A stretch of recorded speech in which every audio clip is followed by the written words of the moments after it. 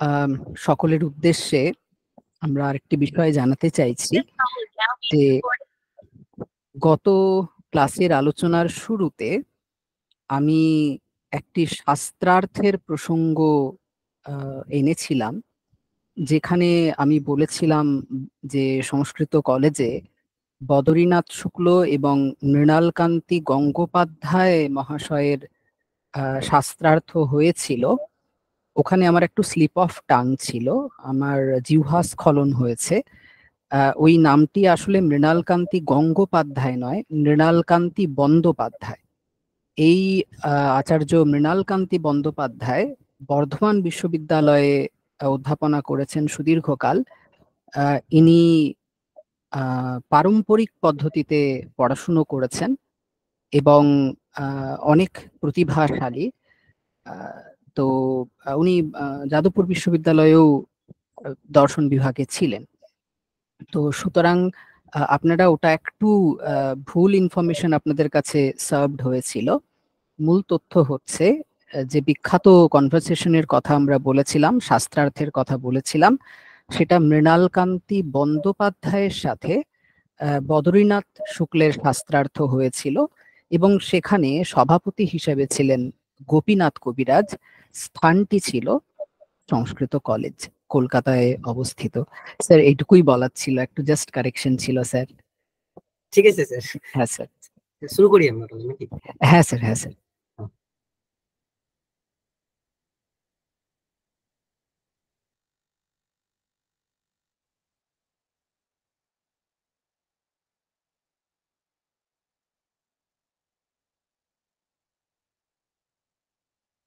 আচ্ছা, আজকে না আমরা যেটা দেখব সেটা হলো আমরা দুটো জিনিস দেখব।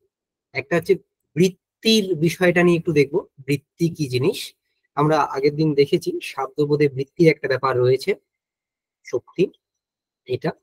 আর তারপরে একটা প্রধান বিষয় সেটা হচ্ছে যে এই শব্দবোধের মুখ্য বিশেষ্য কে হয়, সেটা দিয়ে আমরা বেশি জোর দেবো। প্রথমের যে বৃত্তির অংশটা সেটা অনেকটা আলোচনা আমরা একটু তাড়াতাড়ি করব, মানে এটা রিক্যাপ মতো, মোটামুটি আমাদের সবারই কথাগুলো জানা, কিন্তু যেহেতু বলাটা দরকার, যেহেতু শব্দবোধের ক্লাস, তাই আমরা একটু তাড়াতাড়ি ওটাকে বলে নেব, ঠিক আছে? আচ্ছা, আগের দিনের থেকে আমরা শুরু করি, আগের দিন এখানে শেষ করি। আগের দিনে আমরা ক্লাসে মেইনলি পড়েছি কি, শব্দবোধ এই শব্দটার অর্থ কি। প্রথম কথা, শব্দবোধ কাকে বলে, শব্দ কি, বোধ কি, তাতে শব্দবোধ মানে কি, সেটা আমরা দেখেছি। আর সেই শব্দবোধ একটা প্রমা এবং তার করণ যে শব্দ, সেটা একটা প্রমাণ। তার প্রামাণ্য কিভাবে নির্ধারণ করা যায়, ন্যায় দর্শন, অবভিয়াসলি ন্যায় দর্শন অনুসারে, সেটা দেখেছি। তারপরে আমরা এটাও দেখেছি যে শব্দকে বা শব্দবোধকে আহ প্রমা বলে অনেকেই, অনেক দার্শনিক বলেন না, তারা অন্যান্য কিছুতে ইনক্লুড করতে চান। তার তাতে নৈয়ায়িকদের কি উত্তর, এটা দেখেছি। তারপরে আমরা শব্দবোধের কারণ আলোচনা করেছি, এটাই আগের দিনের ক্লাসের অ্যাকচুয়ালি মেইন টপিক ছিল, শব্দবোধের কারণ। আমরা দেখেছি সেই প্রক্রিয়াটা কি, আমাদের শব্দবোধ হতে গেলে প্রথমে কি হয়, প্রথমে কি প্রয়োজন হয়, পদজ্ঞান, তাই তো? পদজ্ঞান, সেই পদজ্ঞান থেকে কি হয়, পদার্থ স্মরণ। পদজ্ঞানের পর পদার্থ স্মরণ হয়, তারপর কিন্তু শব্দবোধ হয়, তারপর শব্দবোধ হয়। শব্দবোধ মানে আমরা আগের দিন বলেছি কিন্তু, যে পদের দ্বারা উপস্থাপিত যে পদার্থ বা বাক্যে উপস্থিত পদসমূহের দ্বারা উপস্থাপিত যে পদার্থ, তাদের পরস্পর যে সম্বন্ধ, সেই সম্বন্ধের জ্ঞানকে কিন্তু শব্দবোধ বলে, ঠিক আছে? সেই সম্বন্ধের জ্ঞানকে শব্দবোধ বলে। এর সাথে আমরা একটা কথা আরো যোগ করেছিলাম, যে ওই সম্বন্ধটা কিন্তু একটা বিশেষ কারণে উপস্থিত হয়, মানে কোনো একটা কিছু আছে যার কারণে ওই স্পেসিফিক সম্বন্ধটাই ওখানে উপস্থাপিত হয়। সেটা কি, শব্দবোধে একটি পদার্থের সহিত আরেকটি পদার্থের যে সম্বন্ধ, সেটা কিসের দ্বারা ভাসিত হয়, আমরা বলেছিলাম আগের দিন। যে কেউ বলুন। আকাঙ্ক্ষার দ্বারা, আকাঙ্ক্ষার মর্যাদা। হ্যাঁ, সংসর্গ মর্যাদা বা আকাঙ্ক্ষা একই কথা, সংসর্গ মর্যাদা আর আকাঙ্ক্ষা একই কথা, এই কথা আমরা বলেছি। এখন প্রশ্নটা ওইখানেই আমাদের একটা আলোচনা এসেছিল যে পদজ্ঞান থেকে পদার্থ স্মরণ কিভাবে হয়। তো এইটা দেখুন, আমরা যখন বলছি যে ঘটম আনয়, ঘটম আনয়, কোনো একজন ব্যক্তি অন্য কোনো একজন ব্যক্তিকে বললেন ঘটম আনয়, এই বাক্যটা শুনে সেই ব্যক্তির কিছু জ্ঞান হলো, হওয়ার পর সে একটা ঘট এনে উপস্থিত হলো বা একটা ঘটকে নিয়ে এলো। এখন প্রশ্ন হলো যে এটা তো বাক্য, এখান থেকে যে জ্ঞান তার হয়েছিল সেটা শাব্দবোধ হয়েছিল। তার মানে প্রথমে তার পদজ্ঞান হয়েছে, তারপর পদার্থ স্মরণ হয়েছে, তারপর শাব্দবোধ হয়েছে। প্রথমে পদ বলতে এখানে কি আছে? ঘট আছে, অম আছে। আমরা বাকিগুলোতে যাচ্ছি না আর, যেহেতু এখন সেই আলোচনাটা করছি না, তো ঘট অম। আচ্ছা, ঘটপদ থেকে ঘট পদার্থের উপস্থিতি হয়, এই উপস্থিতিটা কিন্তু স্মৃত্যাত্মক। ঘট পদ থেকে ঘট পদার্থের, বা এইরকম ছবিটা আঁকলে ভালো, এই পদার্থটার উপস্থিতি হয়, এটা কিন্তু স্মৃত্যাত্মক। এখন প্রশ্ন হলো যে এই তো, এটা হলো পদ, এটা হলো পদার্থ, ওই পদ থেকে এই পদার্থের স্মরণ কেন হলো? কেন ঘটপদ থেকে এই রকম একটা পদার্থের স্মরণ হলো না? মানে পট, ঘটপদ থেকে এই পটরূপ পদার্থের স্মরণ কেন হলো না? ঘটপদ থেকে ওই এই ধরনের পদার্থেরই স্মরণ কেন হলো? প্রথমত, এই যে স্মরণ, এর একটা কারণ আছে। কি কারণ? না, এক সম্বন্ধী জ্ঞানম অপর সম্বন্ধিনম স্মারতি, এর একটা উদাহরণ দিই। ধরা যাক আমরা প্রতিদিন রাম আর শ্যামকে প্রতিদিন একসাথে দেখি। আমি যখন দেখেছি তাদেরকে সবসময় একসাথে দেখেছি, যখনই দেখেছি আমি একটা তাদের মধ্যে সম্বন্ধের কল্পনা করে নিয়েছি যে রাম আর শ্যামের মধ্যে নিশ্চয়ই ভ্রাতৃত্ব বা এই ধরনের কিছু একটা সম্বন্ধ রয়েছে, বা মিত্রত্ব, এরকম কিছু সম্বন্ধ রয়েছে। এখন হঠাৎ করে আমি একদিন ভিড়ের মাঝে রামকে দেখতে পেলাম, আমি শ্যামকে দেখতে পাইনি, কিন্তু সঙ্গে সঙ্গে আমার মাথায় শ্যামের স্মরণ হবে। কেন হবে? আমার আমার শ্যামের স্মরণ করবো কেন?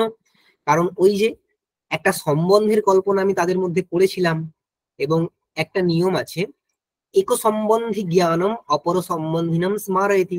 রাম এবং শ্যামের মধ্যে একটা সম্বন্ধ আছে, সেই সম্বন্ধের সম্বন্ধই হলো রাম এবং শ্যাম। রামের যখন জ্ঞান হলো, তখন একটি সম্বন্ধীর জ্ঞানের ফলে অপর আরেকটি সম্বন্ধীর স্মরণ হয়ে হয়ে যায়। সেই জন্যই আমার তখন প্রশ্নটা আছে, তাহলে দেখেন এখানে নিশ্চয়ই শ্যামও আছে, বা শ্যাম কোথায়? এই হচ্ছে গল্প। ঠিক এখানেও তাই, এই ঘটপদ, তার সহিত ঘট পদার্থের একটা সম্বন্ধ আছে। ঘটপদ, তার সহিত ঘট পদার্থের একটা সম্বন্ধ আছে। সেই সম্বন্ধটার যার জ্ঞান হয়, সেই কিন্তু ঘটপদটা শুনলে সেই পদজ্ঞানের পরে অপর সম্বন্ধিনম স্মারয়তি, মানে আরেকটা যে সম্বন্ধী ঘটরূপ পদার্থ, তার স্মরণ করতে পারে। যে ব্যক্তি ঘটপদের সাথে ঘট পদার্থের একটা সম্বন্ধ আছে, সেই সম্বন্ধটাকে জানে না, সে কিন্তু কখনো ঘটম আনয় এখান থেকে শাব্দবোধ করতে পারবে না। তাই জন্য ঘটপদ থেকে ঘট পদার্থের স্মরণ হতে গেলে ওদের মধ্যে যে সম্বন্ধটা আছে, সেই সম্বন্ধটাকে জানতে হয়। এখন সেই সম্বন্ধটার নাম কি? সেই সম্বন্ধটা কি? আমরা জেনারেলি সম্বন্ধ বলতে যেগুলোকে বুঝি, কাকে বুঝি? সংযোগ, সমবায়, তাদাত্ম্য, এগুলোকে বুঝি জেনারেলি সম্বন্ধ বলতে। এখন ঘট এবং মানে ঘটপদ, ঘট এই পদ আর ঘট পদার্থ, এদের মধ্যে কি সংযোগ নামক সম্বন্ধ হতে পারে? ঘটপদ আর ঘট পদার্থ, এদের মধ্যে কি সংযোগ সম্বন্ধ হতে পারে? আপনারা চিন্তা করে বলুন, সংযোগ সম্বন্ধ কি হতে পারে?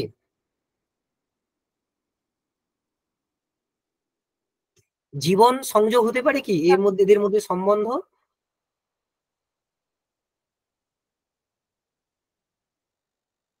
জীবন,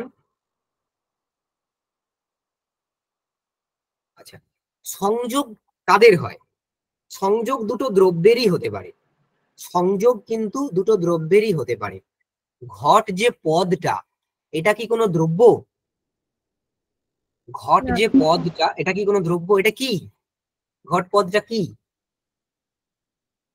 এটা কোন ধরনের পদার্থ? ঘট যে পদটা, এটা কোন ধরনের পদার্থ? নৈয়ায়িক বা বৈশেষিকরা যে 7 ধরনের পদার্থের কথা বলেন, তার মধ্যে কোন পদার্থ এটা? দেখুন, পদ মানে কি? সেটা একটা শব্দ, গুণ, শব্দ গুণ। আর ঘট পদার্থ এটা একটা দ্রব্য। দ্রব্য আর গুণের মধ্যে তো সংযোগ সম্বন্ধ হতে পারে না, তাই না? দ্রব্য আর গুণের মধ্যে সংযোগ সম্বন্ধ হতে পারে না। আচ্ছা, তার মানে এখানে ঘট পদ এবং ঘট পদার্থের সাথে যে সম্বন্ধটা রয়েছে, সেই সম্বন্ধটা সংযোগ হতে পারে না। আচ্ছা, সমবায়, সমবায় কি হতে পারে? ভেবে দেখুন, সমবায় কি হতে পারে? সমবায়ও হতে পারে না। কেন হতে পারে না? কারণ সমবায় সম্বন্ধ কাদের মধ্যে হয়? অযুত সিদ্ধ পদার্থের মধ্যে। এখন নিশ্চয়ই অযুত সিদ্ধ পদার্থ কি সেটা আমাদেরকে বলতে হবে না। অযুত সিদ্ধ পদার্থ যুগল যেগুলো আছে তাদের মধ্যেই কিন্তু সমবায় সম্বন্ধ হয়। ঠিক আছে? অযুত সিদ্ধ পদার্থ, অবয়ব অবয়বী, গুণ গুণী, ক্রিয়া ক্রিয়াবান, জাতি ব্যক্তি, বিশেষ নিত্যদ্রব্য, তাদের মধ্যেই সমবায় সম্বন্ধ সম্ভব। এখন শব্দ আর পদার্থ, মানে ঘটপদ আর ঘটরূপ পদার্থ, এরা ওই অযুত সিদ্ধ পদার্থগুলোর মধ্যে পড়ে না। তাই এরাও কিন্তু, এদের মধ্যে সম্বন্ধটা কিন্তু সমবায় হবে না। আর সব থেকে বড় কথা, শব্দ যে গুণ, সে সমবায় সম্বন্ধে একমাত্র আকাশে থাকে, ঘট পদার্থে থাকে না। ঠিক আছে? শব্দ গুণ সে সমবায় সম্বন্ধে একমাত্র আকাশে থাকে, তাই এদের মধ্যে সমবায় সম্বন্ধও সম্ভব নয়। তাহলে কি তাদাত্ম্য? আরেকটা সম্বন্ধ করে থাকলো তাদাত্ম্য। তাদাত্ম্য সম্বন্ধ, তাদাত্ম্য মানে কি? অভেদ। তাদাত্ম্য মানে অভেদ। নৈয়ায়িকরা দেখ, অন্যান্যরা যা বলে বলুক, বৈয়াকরণ এখানে তাদাত্ম্য প্রভৃতি বলেন, অন্যান্যদের কথা ছিল ছাড়ো, নৈয়ায়িকরা তাদাত্ম্য মানে কি বলে? অভেদ বলে। বাকি বেদান্তি বা বৌদ্ধ, এনারা কিন্তু ভেদাভেদ সম্বন্ধ বলে। অনেক দল আছেন, তো নৈয়ায়িকরা বলেন অভেদ সম্বন্ধ। এখন ঘটপদ আর ঘটরূপ পদার্থ, এদের মধ্যে তাদাত্ম্য সম্বন্ধ কি হতে পারে? তাও হতে পারে না। কেন?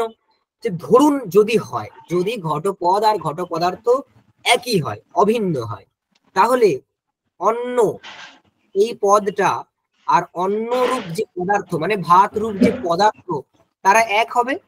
তাহলে কারো খিদে পেলে কেউ অন্ন এই উচ্চারণ করলেই তার মুখটা ভর্তি হয়ে যাবে ভাতে। কেন? কারণ অন্ন আর ভাত একই, সে মুখে উচ্চারণ করেছে অন্ন, তাহলে তার মুখে ভাত চলে আসুক। যদি তাদাত্ম্য সম্বন্ধ হয়, এই আপত্তি চলে আসবে। অতএব তাদাত্ম্যও নয়, সংযোগ হতে পারে না, সমবায় হতে পারে না, তাদাত্ম্য প্রসিদ্ধ সম্বন্ধগুলো কোনটাই সম্ভব নয়। কি এই সম্বন্ধ? এই সম্বন্ধের নাম দেয়া হয়েছে বৃত্তি। একটা নতুন ধরনের একটা সম্বন্ধের কথা বলা হলো, এই সম্বন্ধটার নাম হচ্ছে বৃত্তি। তার মানে পদ এবং পদার্থের মধ্যে যে সম্বন্ধটা থাকে, সেটা হলো বৃত্তি। একটা সম্বন্ধ তো আছে, এটা শিওর। কেননা না হলে পদ থেকে কখনো পদার্থের স্মরণ হতে পারতো না। কারণ আমরা জানি এক সম্বন্ধী জ্ঞানম অপর সম্বন্ধিনম স্মারয়তি।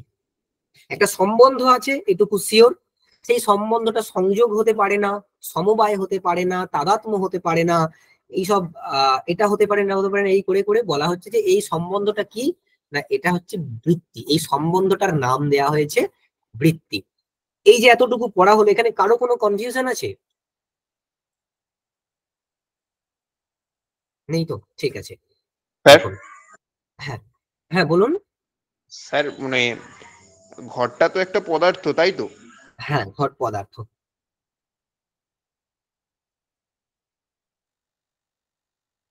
হ্যাঁ, প্রশ্নটা বুঝলাম না, প্রশ্নটা কি? মানে স্যার এখানে যা কিছু ঘটছে সেটা তো সব সমস্ত কিছুই ঘট সম্বন্ধীয় রিলেটেড, তাই তো স্যার?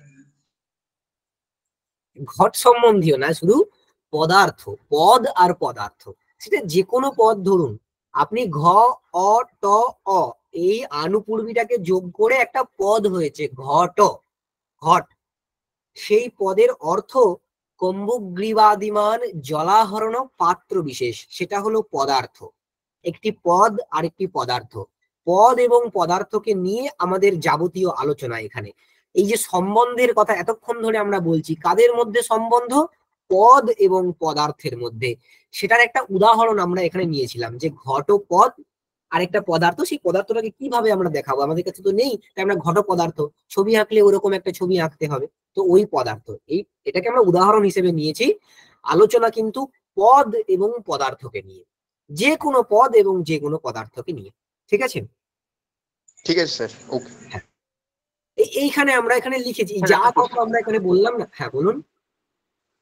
স্যার বলছি, যদি ঘট পদ থেকে স্যার ঘট পদার্থের জ্ঞান হচ্ছে সম্বন্ধের মাধ্যমে, তাহলে স্যার ওখানে সম্বন্ধটা স্যার শক্তি, এবার সম্বন্ধ তো স্যার দুইষ্ট হয়, দু জায়গাতেই থাকে, তাহলে স্যার শক্তির আশ্রয়টাকে যদি আমরা পদ বলি, তাহলে সেই শক্তিটা তো স্যার ঘট পদার্থের মধ্যেও আছে, তাহলে ওটাকে তো কেন আমরা বলতে পারছি না স্যার? ঘট পদার্থের মধ্যেও আছে, তাই থেকে স্বকীয় বলা হয়, স্বকীয়। ঠিক আছে? আপনি কোনো অর্থ দেখছেন, ধরুন আপনি ঘট পদটা জানেন, ঘট পদার্থটাকেও জানেন, আপনি যখন চোখের সামনে দেখছেন ঘট পদার্থ পড়ে আছে, আপনার মনে হবে না ওটার নাম ঘট? হ্যাঁ হবে তো? ব্যাস, ঘট পদার্থও ঘটের ঘট পদের স্মরণ করায়, অসুবিধা তো কিছু নেই। ঠিক ঘট আছে। পদার্থও ঘট পদের স্মরণ করাতেই পারে, কোনো অসুবিধা নেই। হুম, হুম। ঠিক আছে?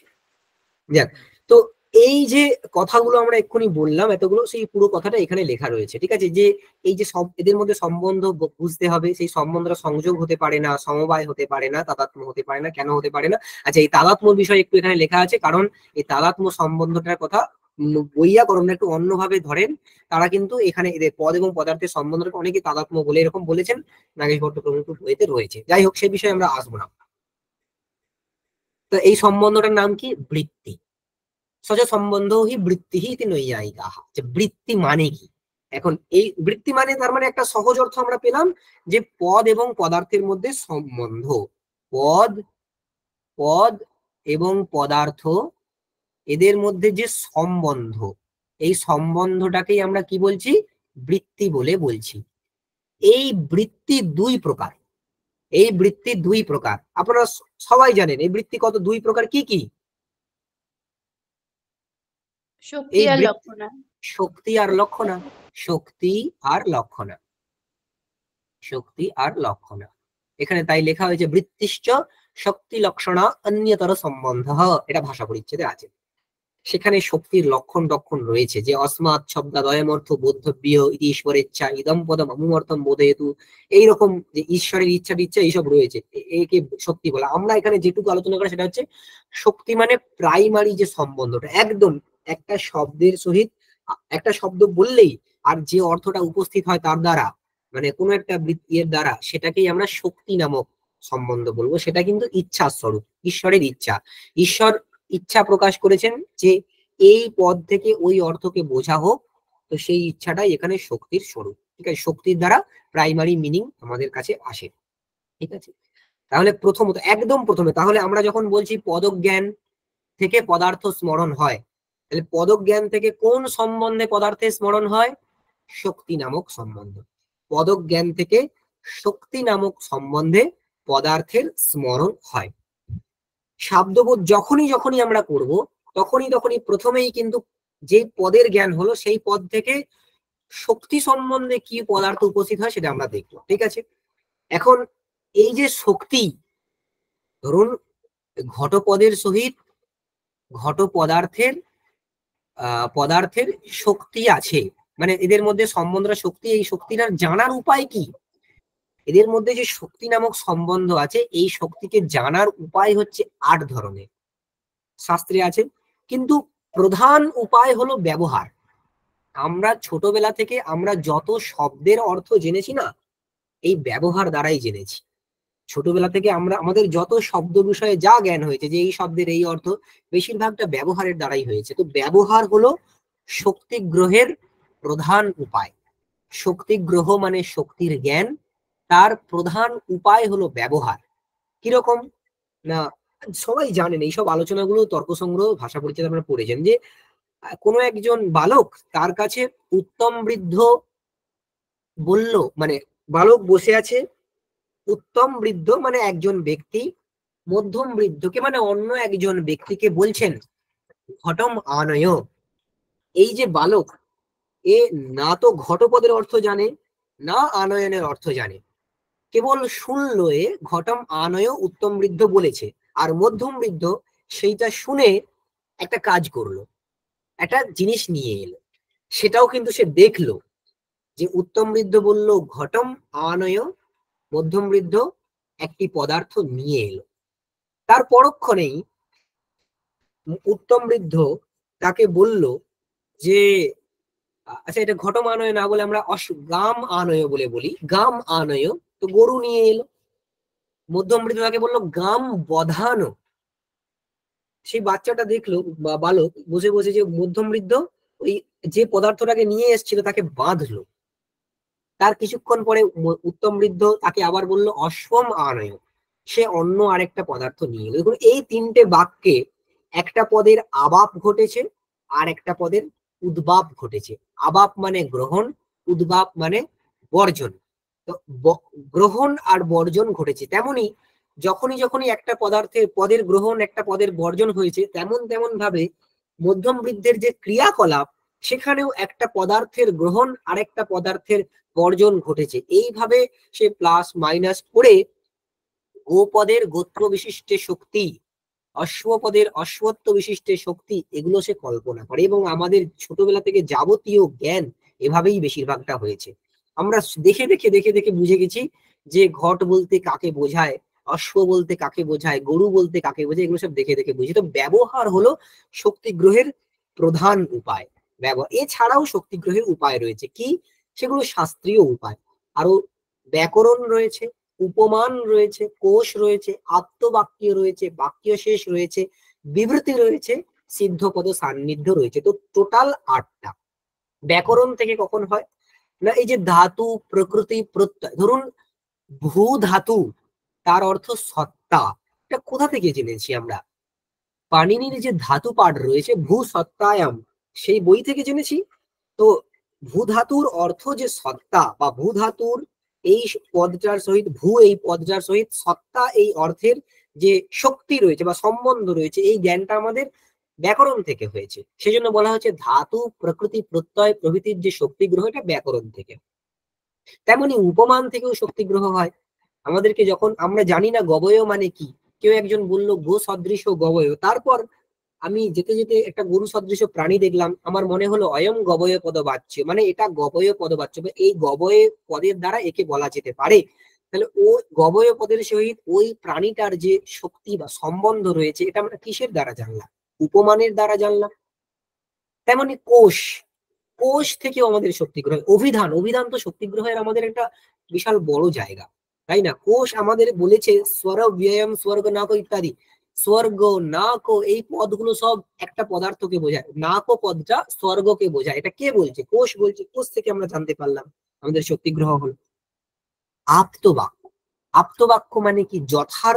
যথার্থ পুরুষের যে বাক্য, বা আমি যাকে মনে করি আমার কাছে যিনি আপ্ত পুরুষ, যথার্থ পুরুষ, তিনি যদি আমাকে এসে বলেন, আমার স্যার যদি আমাকে এসে বলেন যে কোকিল জানো তো, কোকিল কি? ওটা কিন্তু পিকো পদবাচ্য, মানে কোকিল যে পদার্থ তাকে পিকো এই শব্দ দ্বারাও বলা যেতে পারে। মানে পিকো শব্দের অর্থও কিন্তু কোকিল। আমার শক্তিগ্রহ হয়ে গেল। এই শক্তিগ্রহটা কোথা থেকে হলো? আপ্তবাক্য থেকে হলো। ব্যবহারের কথা তো আমরা আগে বলেই দিয়েছি। বাক্য শেষ, এখান থেকেও শক্তিগ্রহ হয়। এটা একটু কেমন, এটা একটু অন্যরকম না। ধরুন এরকম একটা বাক্য রয়েছে, যবময়স চরুর ভবতি।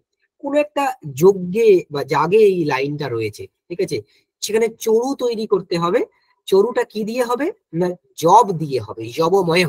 এখন প্রশ্ন হলো জব মানে কি? কারণ এই প্রশ্ন হতে কেন এই সমস্যাটা না, আর্যরা জব পদটা দীর্ঘসুখ বিশিষ্ট, মানে দীর্ঘসুখ নামক কোন একটা শস্যের ক্ষেত্রে প্রয়োগ করেন, আর ম্লেচ্ছরা কঙ্গু নামক কোন একটা শস্য রয়েছে তাতে জব শব্দটা প্রয়োগ করেন। এখন তার মানে জব শব্দের দুরকম অর্থ প্রসিদ্ধ হচ্ছে, কঙ্গু আর এখানে হচ্ছে দীর্ঘসুখ। এখন প্রশ্ন হলো এই যে চরুটা আমি বানাবো ওই জাগের ক্ষেত্রে, এখানে কোনটা দিয়ে বানাবো, কঙ্গু নাকি দীর্ঘসুখ? এই ক্ষেত্রে আমাদের কাছে শক্তিগ্রহ করানোর জন্য বাক্য শেষ আছে, মানে অবশিষ্ট বাক্য কি না, একটি বাক্য আছে, বসন্তে সর্বশস্যানাম জায়তে পত্র শাতনম মোদমানাশ্চ তিষ্ঠন্তি ইয়বাহ কনিশশালিনঃ। তার মানে কি? বসন্তে সমস্ত শস্যের পত্র শাতন হয়ে যায়, কিন্তু যব, যেটা কনিশশালী যব, সে কিন্তু মোদমান থাকে। এই বাক্য দেখে আমরা বুঝতে পারি জব বলতে অ্যাকচুয়ালি দীর্ঘসুখ, কারণ বসন্তে দীর্ঘসুখ নামক যে শস্য সে মোদমান থাকে, ঠিক আছে।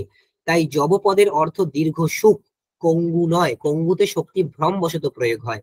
যবপদের অর্থ হলো দীর্ঘ সুখ, এটা বাক্য শেষের দ্বারা বোঝা যায়। তো বাক্য শেষের দ্বারাও আমাদের শক্তিগ্রহ হয়। এটা হয়ে গেল বিবৃতি। আমরা তাড়াতাড়ি বলছি কারণ এগুলো সহজ, আমাদের সবসময় পড়া হয়েছে, জাস্ট আমি রিক্যাপ করছি, এই কারণে তাড়াতাড়ি বলে নিচ্ছি।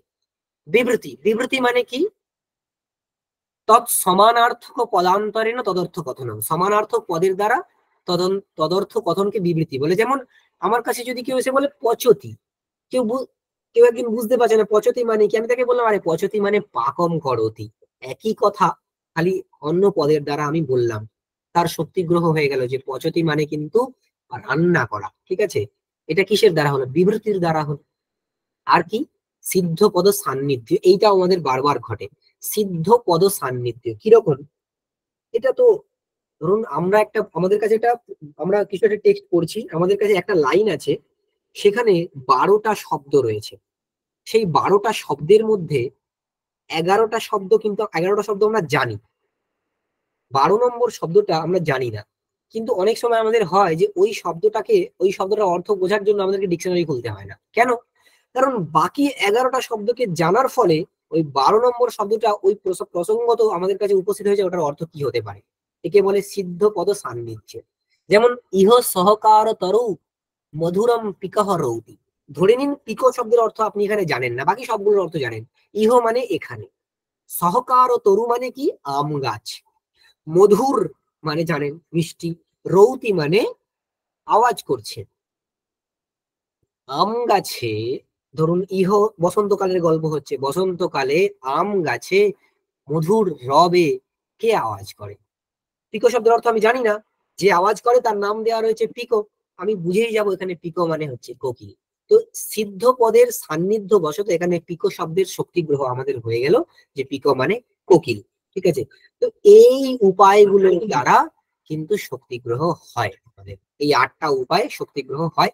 কোথাও কোথাও ব্যাকরণ উপমান প্রভৃতি থেকে যে হয় না, কোথাও কোথাও বৈয়াকরণের কিছু কিছু মতকে নৈয়ায়িকরা মানেননি, সেটা এখানে বলার অবকাশ নেই। আমরা যখন একটু আগাবো আরো পড়াটা, সেখানে একটা জায়গা আসবে, তখন আমরা বলবো, ঠিক আছে।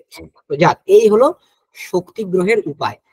কোন ব্যক্তি এই উপায়গুলোর মধ্যে যে কোনো উপায়ে যদি একটি পদের আরেকটি পদার্থে শক্তি আছে এটা জানেন, তবেই কিন্তু তার ওই পদঘটিত কোনো বাক্য থেকে শাব্দবোধ হতে পারে, আদারওয়াইজ হতে পারে না। মানে তার মানে কি, শক্তি কিন্তু জ্ঞাত সতী কারণ হয়, তাই না?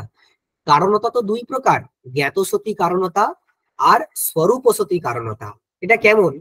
ধরুন বহ্নি আছে, বহ্নির মধ্যে দাহানুকূল শক্তি আছে, আপনি সেটা জানুন বা না জানুন, আপনি যদি বহ্নিতে হাত দেন আপনার হাতটা পুড়বে, দাহ হবে। তাই বহ্নির মধ্যে যে দাহানুকূল শক্তি সেটা কিন্তু স্বরূপ সতী কারণ। আপনি জানুন বা না জানুন, আপনি যদি হাতটা দেন সেখানে আপনার হাতটা পুড়ে যাবে। কিন্তু আপনি যদি পদের মধ্যে যে শক্তিটা আছে, আপনি যদি সেটাকে না জানেন, পদের মধ্যে যে শক্তিটা আছে সেটাকে যদি আপনি না জানেন, আপনি কখনো ওই পদ শুনলেও ওই পদ থেকে পদার্থ স্মরণ আপনার কখনো হবে না। কারণ শক্তি হলো জ্ঞাত সতী কারণ, মানে আপনি সেটাকে যদি জানেন তবে সেটা কারণ হবে, আদারওয়াইজ সেটা সেখানে থাকলেও সে কারণ হতে পারবে না আপনার কাছে, ঠিক আছে। তো শক্তি হলো জ্ঞাত সতী কারণ, ব্যাস। এরপর লক্ষণার জায়গায় আসবো, আমরা তার আগে বলি যে এই শক্তি গ্রহ যার হয়েছে, তিনি কোনো বাক্য শুনলেই সেখান থেকে প্রত্যেকটা পদ থেকে সেই শক্তি নামক সম্বন্ধে সেই সেই পদার্থের স্মরণ করতে পারেন। হলো পদার্থের স্মরণ হয়ে গেল, যে কোনো বাক্য থেকে তার ওই রকম পদার্থ স্মরণ হতে পারে শক্তি নামক সম্বন্ধে। এখন মুশকিল হলো কি, অনেক সময় শক্তি নামক সম্বন্ধে পদার্থের স্মরণ হয় ঠিকই, কিন্তু সেখানে সম্বন্ধটা ঠিক হয় না। কোথায়? ধরুন গঙ্গায়াম ঘোষাহ, গঙ্গায়াম ঘোষাহ, গঙ্গায়াম ঘোষাহ, এখানে কটা পদ রয়েছে? এই বাক্যটার মধ্যে কটা পদ রয়েছে? 4টে। কি কি? গঙ্গা, গঙ্গা, ই, গঙ্গা, ঘোষ ঘোষ, সু। এর মধ্যে 4টে পদ রয়েছে, ঠিক আছে। দেখুন, একজন ব্যক্তি, তার গঙ্গা পদেরও শক্তিগ্রহ আছে, তার ই পদেরও শক্তিগ্রহ আছে, ঘোষ পদেরও শক্তিগ্রহ আছে, সুপদেরও শক্তিগ্রহ আছে, মানে সে প্রত্যেকটারই শক্তিকে জানে। তার মানে তিনি যেই মাত্র এই বাক্যটা শুনবেন তার পদার্থের উপস্থিতি হয়ে যাবে। গঙ্গা পদের অর্থ কি? গঙ্গা পদের অর্থ কি? একটা নদী। ভগীরথ রথ খাতা অবচ্ছিন্ন জলপ্রবাহ বলা হয়, ঠিক আছে, একটা জলপ্রবাহ, ঠিক আছে, নদী একটা জলপ্রবাহ বলে বলছি আমি, জলপ্রবাহ। ই পদের অর্থ এইগুলো এখনো তো শেখা হয়নি, আমি বলে দিচ্ছি। ই পদের অর্থ আধেয়ত্ব বা আধারত্ব যা কিছু হতে পারে, ঠিক আছে, আধেয়ত্ব, আধেয়ত্ব। আর ঘোষ পদের অর্থ এখানে ঘোষপল্লী, ঘোষপল্লী। তো এইভাবে না শক্তির দ্বারা প্রথমেই তার কাছে এই পদার্থগুলো উপস্থিত হয়ে যায়। এবারে পদার্থ উপস্থিত হওয়ার পরে কি হয়? শাব্দ হতে গেলে কি হয়? পরস্পরের সম্বন্ধ হয়। তো জলপ্রবাহের সাথে আধেয়ত্বের সম্বন্ধ হবে, আর আধেয়ত্বের সাথে ঘোষপল্লীর সম্বন্ধ হবে, যার সম্পূর্ণ অর্থটা দাঁড়াবে যে জলপ্রবাহ নিরূপিত আধেয়ত্বের আশ্রয় হলো ঘোষপল্লী। একটু অন্যরকম শুনতে লাগলেও এগুলো পরের দিকে ক্লিয়ার হবে, ঠিক আছে।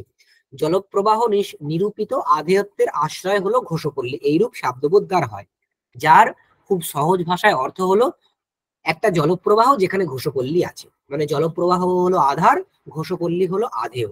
কিন্তু বাস্তব কি বুদ্ধি আমাদের এমন হয় একটা জলপ্রবাহের মধ্যে একটা পল্লী, একটা পাড়া থাকতে পারে কি? একটা জলপ্রবাহের মধ্যে একটা পাড়া থাকতে পারে?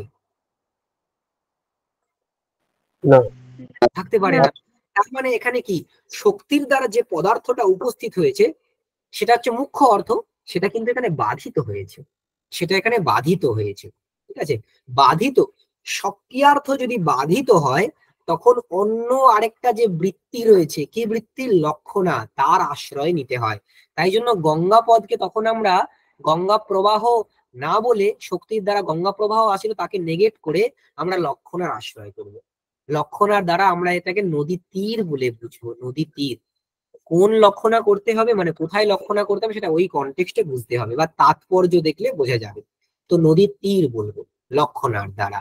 সেই লক্ষণা যখন নদীর তীর আমরা করবো না, তখন অর্থটা দাঁড়াবে নদী তীরে ঘোষপল্লী। এখন আর কোনো অসুবিধে নেই, নদী তীরে ঘোষপল্লী থাকতে পারে, কোনো অসুবিধে নেই বাক্যটার অর্থ বোধ হতে। তো তার মানে আমাদের পদজ্ঞান হলে প্রথমেই পদজ্ঞান থেকে শক্তি সম্বন্ধে পদার্থের স্মরণ হয়। সেই শক্তি সম্বন্ধে যে পদার্থের স্মরণ হয় তাকে বলে শক্তিয়ার্থ। শক্তির দ্বারা যে পদার্থ উপস্থিত হয় তাকে বলা হয় শক্তিয়ার্থ, সেটাই মুখ্য অর্থ। শক্তিয়ার্থ যদি বাধিত হয়, শক্তিয়ার্থ যদি বাধিত হয় তখন কিন্তু লক্ষ্যার্থকে গ্রহণ করতে হয়, লক্ষণাবৃত্তির সাহায্য নিতে হয়। তো কি সেই লক্ষণাবৃত্তি? লক্ষণাবৃত্তির অর্থ হচ্ছে স্বকীয় সম্বন্ধ, স্বকীয়ার্থের সহিত সম্বন্ধ, স্বকীয়ার্থের সহিত সম্বন্ধ। দেখুন এখানে গঙ্গা পদের অর্থ ছিল জলপ্রবাহ বিশেষ, সেটা ছিল স্বকীয়ার্থ। তার সাথে একটা সম্বন্ধ করা হলো, সামীপ্য নামক সম্বন্ধ। এই জলপ্রবাহের সহিত সামীপ্য নামক সম্বন্ধে যে পদার্থকে আমরা পাই সেটা হচ্ছে গঙ্গা তীর। তাই লক্ষণার দ্বারা আমরা পেলাম গঙ্গা তীরকে। স্বকীয়ার্থ সম্বন্ধকে বা স্বকীয় সম্বন্ধকে আমরা লক্ষণা বলে বলবো। এটা যেহেতু লক্ষণার ক্লাস হয়, এই বিষয়ে আমরা ডিটেলস আলোচনায় তো এলাম না, ডিটেলস আলোচনা কিন্তু এর হয়, ঠিক আছে। লক্ষণা নিয়ে একটা দুটো ক্লাস চলে যেতে পারে। যাক, এই হচ্ছে দুটো বৃত্তি, ঠিক আছে। এই দুটো বৃত্তি কিন্তু শাব্দবোধে অত্যন্ত প্রয়োজন, তাই এটার আমরা আলোচনা করলাম। শাব্দবোধের সহকারী কারণ হয় কিন্তু বৃত্তি, ঠিক আছে। তাহলে প্রথমেই পদজ্ঞান হলে প্রথমেই কোন বৃত্তির দ্বারা পদার্থের উপস্থিতি ঘটে? শক্তি দ্বারা। শক্তি নামক, শক্তিটাই কিন্তু প্রাইমারি বৃত্তি। এখন শক্তি বৃত্তির দ্বারা উপস্থিত যে পদার্থ তার যদি শাব্দবোধে অন্বয়ে বাধিত হয় তখন কোন বৃত্তির আশ্রয় নিতে হয়? লক্ষণাবৃত্তির আশ্রয় কিন্তু আমরা প্রথমেই নেব না, প্রথমেই শক্তি বৃত্তির আশ্রয় নেব। যদি তাতে অসুবিধা হয় তখন আমরা লক্ষণাবৃত্তির আশ্রয় নেব। আর এখানে আরেকটা কথা আনুষঙ্গিক ভাবে বলা যায় যে দুটো পদ আছে, একটা শক্ত আর একটা সক্রিয়। দেখুন শক্তি পদের মধ্যেও রয়েছে, পদার্থের মধ্যেও রয়েছে। পদে থাকে নিরূপকত্ব সম্বন্ধে, আর পদার্থে থাকে বিষয়ত্ব বা আশ্রয়ত্ব, যা কিছু সম্বন্ধ বলা যেতে পারে। তো এই নিরূপকত্ব সম্বন্ধে যখন পদে থাকে তখন তাকে বলে শক্তম। যেখানে নিরূপকত্ব সম্বন্ধে থাকে তাকে বলা হয় শক্তম, ওই জন্য পদের লক্ষণ করা হয়েছে শক্তম পদম। শক্তম পদম, ঠিক আছে। আর বিষয়ত্ব বা আশ্রয়ত্ব সম্বন্ধে যেখানে থাকে সেটা হচ্ছে সক্রিয়। সক্রিয় হয় পদার্থ, শক্ত হয় পদ, সক্রিয় হয় পদার্থ। এই পদগুলো বারবার আসবে, তাই ক্লিয়ার করে দিলাম। ব্যাস, এইখানে স্যার নিরূপিত মানে কি? নিরূপ্য নিরূপক ভাব বলে একটা সম্বন্ধ, এটা আমরা ওই নব্বই ভাষা প্রদীপের ক্লাসে খুব ডিটেলসে আলোচনা করেছিলাম। নিরূপ্য নিরূপক ভাব সম্বন্ধ বলে একটা সম্বন্ধ আছে, ঠিক আছে। নিরূপ নিরূপক মানে কন্ট্রোলার, অ্যাকচুয়ালি কন্ট্রোলার। এই উদাহরণটা আমরা সেই ক্লাসে দিয়েছিলাম যে ধরুন একটি মত্ত হাতি একটা বনে ঢুকে গেছে, ঠিক আছে। একটা মত্ত হাতি একটা বনে ঢুকেছে। হাতিটা যে কোনো দিকে যেতে পারে। ধরুন ওই বন থেকে বন দিয়ে যাওয়ার 4টে রাস্তা আছে, আর সে রাস্তা দিয়ে নাও যেতে পারে, এবং মত্ত হাতি সে গাছ টাছ ভেঙে নিয়েও যেতে পারে। ধরুন 10খানা তার কাছে টোটাল রাস্তা যাওয়ার, যে কোনো জায়গা দিয়ে যেতে পারে। হাতির ওপরে বসে থাকা মাহুত তার লাঠি দিয়ে হাতিটাকে নির্দিষ্ট একটা দিকে চালনা করলো, ঠিক আছে। হাতির গতিপথটাকে নিয়ন্ত্রিত করলো। এখন হাতির গতিটা নিয়ন্ত্রিত হলো কার দ্বারা? ওই মাহুতের হাতে থাকা লাঠির দ্বারা। তাই মাহুতের হাতে থাকা লাঠি হলো হাতির গতিপথের নিয়ন্ত্রক বা নিরূপক, আর হাতির গতিপথ হলো নিয়ন্ত্রিত বা নিরূপিত। তাই তাদের মধ্যে যে সম্বন্ধটা হবে সেটা নিরূপ্য নিরূপক ভাব সম্বন্ধ। এখন আমরা যদি হাতির থেকে ওই লাঠির থেকে পথের দিকে নিয়ে যাই, তাহলে সম্বন্ধটা হবে নিরূপিতত্ব। আর যদি পথ থেকে লাঠির দিকে নিয়ে যাই, তখন সম্বন্ধটা হবে নিরূপকত্ব। যে কন্ট্রোল করে সে নিরূপক, যে কন্ট্রোলড হয় সে নিরূপিত, ঠিক আছে। এই কেন এরকম আলাদা করে সম্বন্ধগুলো বললাম, কারণ নৈয়ায়িকরা ওই রকম ভাবে বলেন যে অনুযোগীনিষ্ঠ ধর্মটাই হয় সম্বন্ধ। এইসব কথাগুলো কিন্তু ওইখানে হয়েছিল, এখানে আমরা পরে আবার বলবো আমাদের শব্দবোধের সময়। এইখানে এই যে শক্তি নামক সম্বন্ধটা আছে না, এই শক্তিটাও অ্যাকচুয়ালি পদের দ্বারা নিয়ন্ত্রিত হয় বলে পদ হলো শক্তির নিরূপক, শক্তি হলো নিরূপিত। তাই শক্তি এবং পদের মধ্যে যে সম্বন্ধ সেটা হচ্ছে নিরূপ্য নিরূপক ভাব সম্বন্ধ। শক্তির থেকে যদি আমরা পদের দিকে যাই, সেক্ষেত্রে সম্বন্ধটা হবে নিরূপকত্ব। তাই শক্তি পদে থাকে নিরূপকত্ব সম্বন্ধ, ঠিক আছে। বেশ, আচ্ছা, এই আপনি যিনি প্রশ্ন করলেন না, আপনি একবার ওই সম্বন্ধের কথাগুলো ওইখানে একবার দেখে নেবেন, ঠিক আছে, তাহলে আরো ক্লিয়ার হয়ে যাবে। বৃত্তির আলোচনাটা আমাদের এখানে শেষ হলো। এইবারে আমাদের সব থেকে ইম্পর্টেন্ট আলোচনা হচ্ছে শব্দবোধে মুখ্য বিশেষ্য বিচার। এই জায়গাটা অত্যন্ত ইম্পর্টেন্ট। আমি সেই জন্য একটা প্রেজেন্টেশন তৈরি করিনি, এটা আমরা লিখবো, লিখে লিখে করবো, ঠিক আছে। তো আমরা ওয়ার্ডে আসি। আমাদের একেবারে কোর আলোচনা এবার শব্দবোধের মুখ্য বিশেষ্য বিচার। শব্দবোধে, আচ্ছা, এই যে বৃত্তির আলোচনা হলো, কারো কোনো কনফিউশন আছে কি? যদি কনফিউশন থাকে আপনারা এক্ষুনি প্রশ্ন করতে পারে। হ্যাঁ, বলছি যে শক্তি শক্তি পদেও থাকে আবার অর্থেও থাকে। হ্যাঁ, তাহলে যেরকম আমাদের সমূহালম্বনাত্মক জ্ঞান যেখানে হয় ঘটপটশ্চ, তো হ্যাঁ। এইরকম স্থলে যদি পদেও শক্তি স্বীকার করা হয়, তাহলে তো ঘটপদের শ্রবণের পর সেখানে পটেরও জ্ঞান হয়ে যেতে পারে। কেন ঘটপদের শ্রবণ থেকে স্মরণ পটপদের জ্ঞান হবে? ঘটপদ নিরূপিত শক্তি কোথায় থাকে? ঘট পদার্থেই থাকে। পটপদ নিরূপিত শক্তি, আরে এই জন্যই তো শক্তির জায়গাতে বলা হয়েছে যে শক্তি মানে কি না ঈশ্বরের ইচ্ছা। কিরকম? অস্মাৎ পদার্থ অয়ম অর্থ বোদ্ধব্য ইতি ঈশ্বরের ইচ্ছা। এই পদ থেকে এই পদার্থ বুঝতে হবে, এইরকম ঈশ্বরের ইচ্ছা। সেখানে একটা শব্দবোধ করে একটি সম্বন্ধ বিশেষকে বলা হয়েছিল যে অস্মাৎ পদার্থ বা এতৎপদ নিরূপিত এতৎপদজন্য বোধ বিষয়ত্ব প্রকারতা নিরূপিত বিশেষতা। তাদৃশ সম্বন্ধে একটা পদ নিরূপিত শক্তি আর একটি পদার্থেই থাকতে পারে, অন্য পদার্থে থাকে না। তাই জন্য ঘটপদ থেকে কখনো পটপদের স্মরণ হবে না, ঘটপদ থেকে ঘট পদার্থেরই স্মরণ হবে, ঠিক আছে। এইসব কথা সেখানে আছে ভাষা পরিচ্ছেদের শব্দখণ্ডে। অদ্বৈত এইসব ভাষা পরিচ্ছেদের শব্দখণ্ডে এইসব হ্যাঁ, ছিল তো, হ্যাঁ, ওইখানটা একটু ভালো করে খুলে না দেখি। ছিল না। হ্যাঁ, না না, বলছি যে যে প্রকার যেটা হচ্ছে, প্রকার তো সমূহালম্বনাত্মক জ্ঞানে প্রকার তো ঘট এবং পট দুটোই তো প্রকার হয়। সমূহালম্বনাত্মক জ্ঞানটা কিসের হচ্ছে? ঘটপট, ঘটপটও এই তো পদের হচ্ছে, তাই না? হ্যাঁ, তো এই সমূহালম্বনা, তখন যেখানে প্রকার হবে তো প্রকারে তো ঘট এবং পট দুটোই হচ্ছে ভাসমান। তো তাহলে হচ্ছে একটা পদ শ্রবণের পর আরেকটা পদেরও তো জ্ঞান হয়ে যেতে পারে, মানে যদি পদেও শক্তি একটা স্বীকার করা হয়। সমূহালম্বনাত্মক জ্ঞান হলো, তাতে ঘট এবং পট উভয়ই বিষয় হলো, উভয় থেকেই শক্তির দ্বারা ঘট এবং পট উপস্থিত হবে, মানে ঘট থেকে ঘট উপস্থিত হবে, পট থেকে পট উপস্থিত, এখানে কোনো কনফিউশনের জায়গাই নেই। ঠিক আছে, যেমন ভাবে এসেছে ঘটপট এই সমূহালম্বনাত্মক জ্ঞান হয়েছে, আগে ঘটের বোধ হয়েছে, ঘট থেকে ঘট পদার্থের বোধ হবে, আগে তারপরে পটের বোধ হয়েছে, পটপদ থেকে পট পদার্থের বোধ হবে, এখানে কোনো কনফিউশন নেই। কেন কনফিউশন হচ্ছে এখানে? ঠিক আছে, যাক, এর বাইরে অন্য কোনো প্রশ্ন আছে? না না, ঠিক আছে, এরপরে আমরা শব্দবোধের মুখ্য বিশেষ্যের আলোচনাতে আসি। দেখুন কেন এই প্রশ্নটা, না শব্দবোধ একটা বিশিষ্ট জ্ঞান। আমরা এবার যা যা লিখবো এখানেতে সেটা একটু কষ্ট করে লিখে নিতে হবে খাতায়। ঠিক আছে, শব্দবোধ একটা বিশিষ্ট জ্ঞান।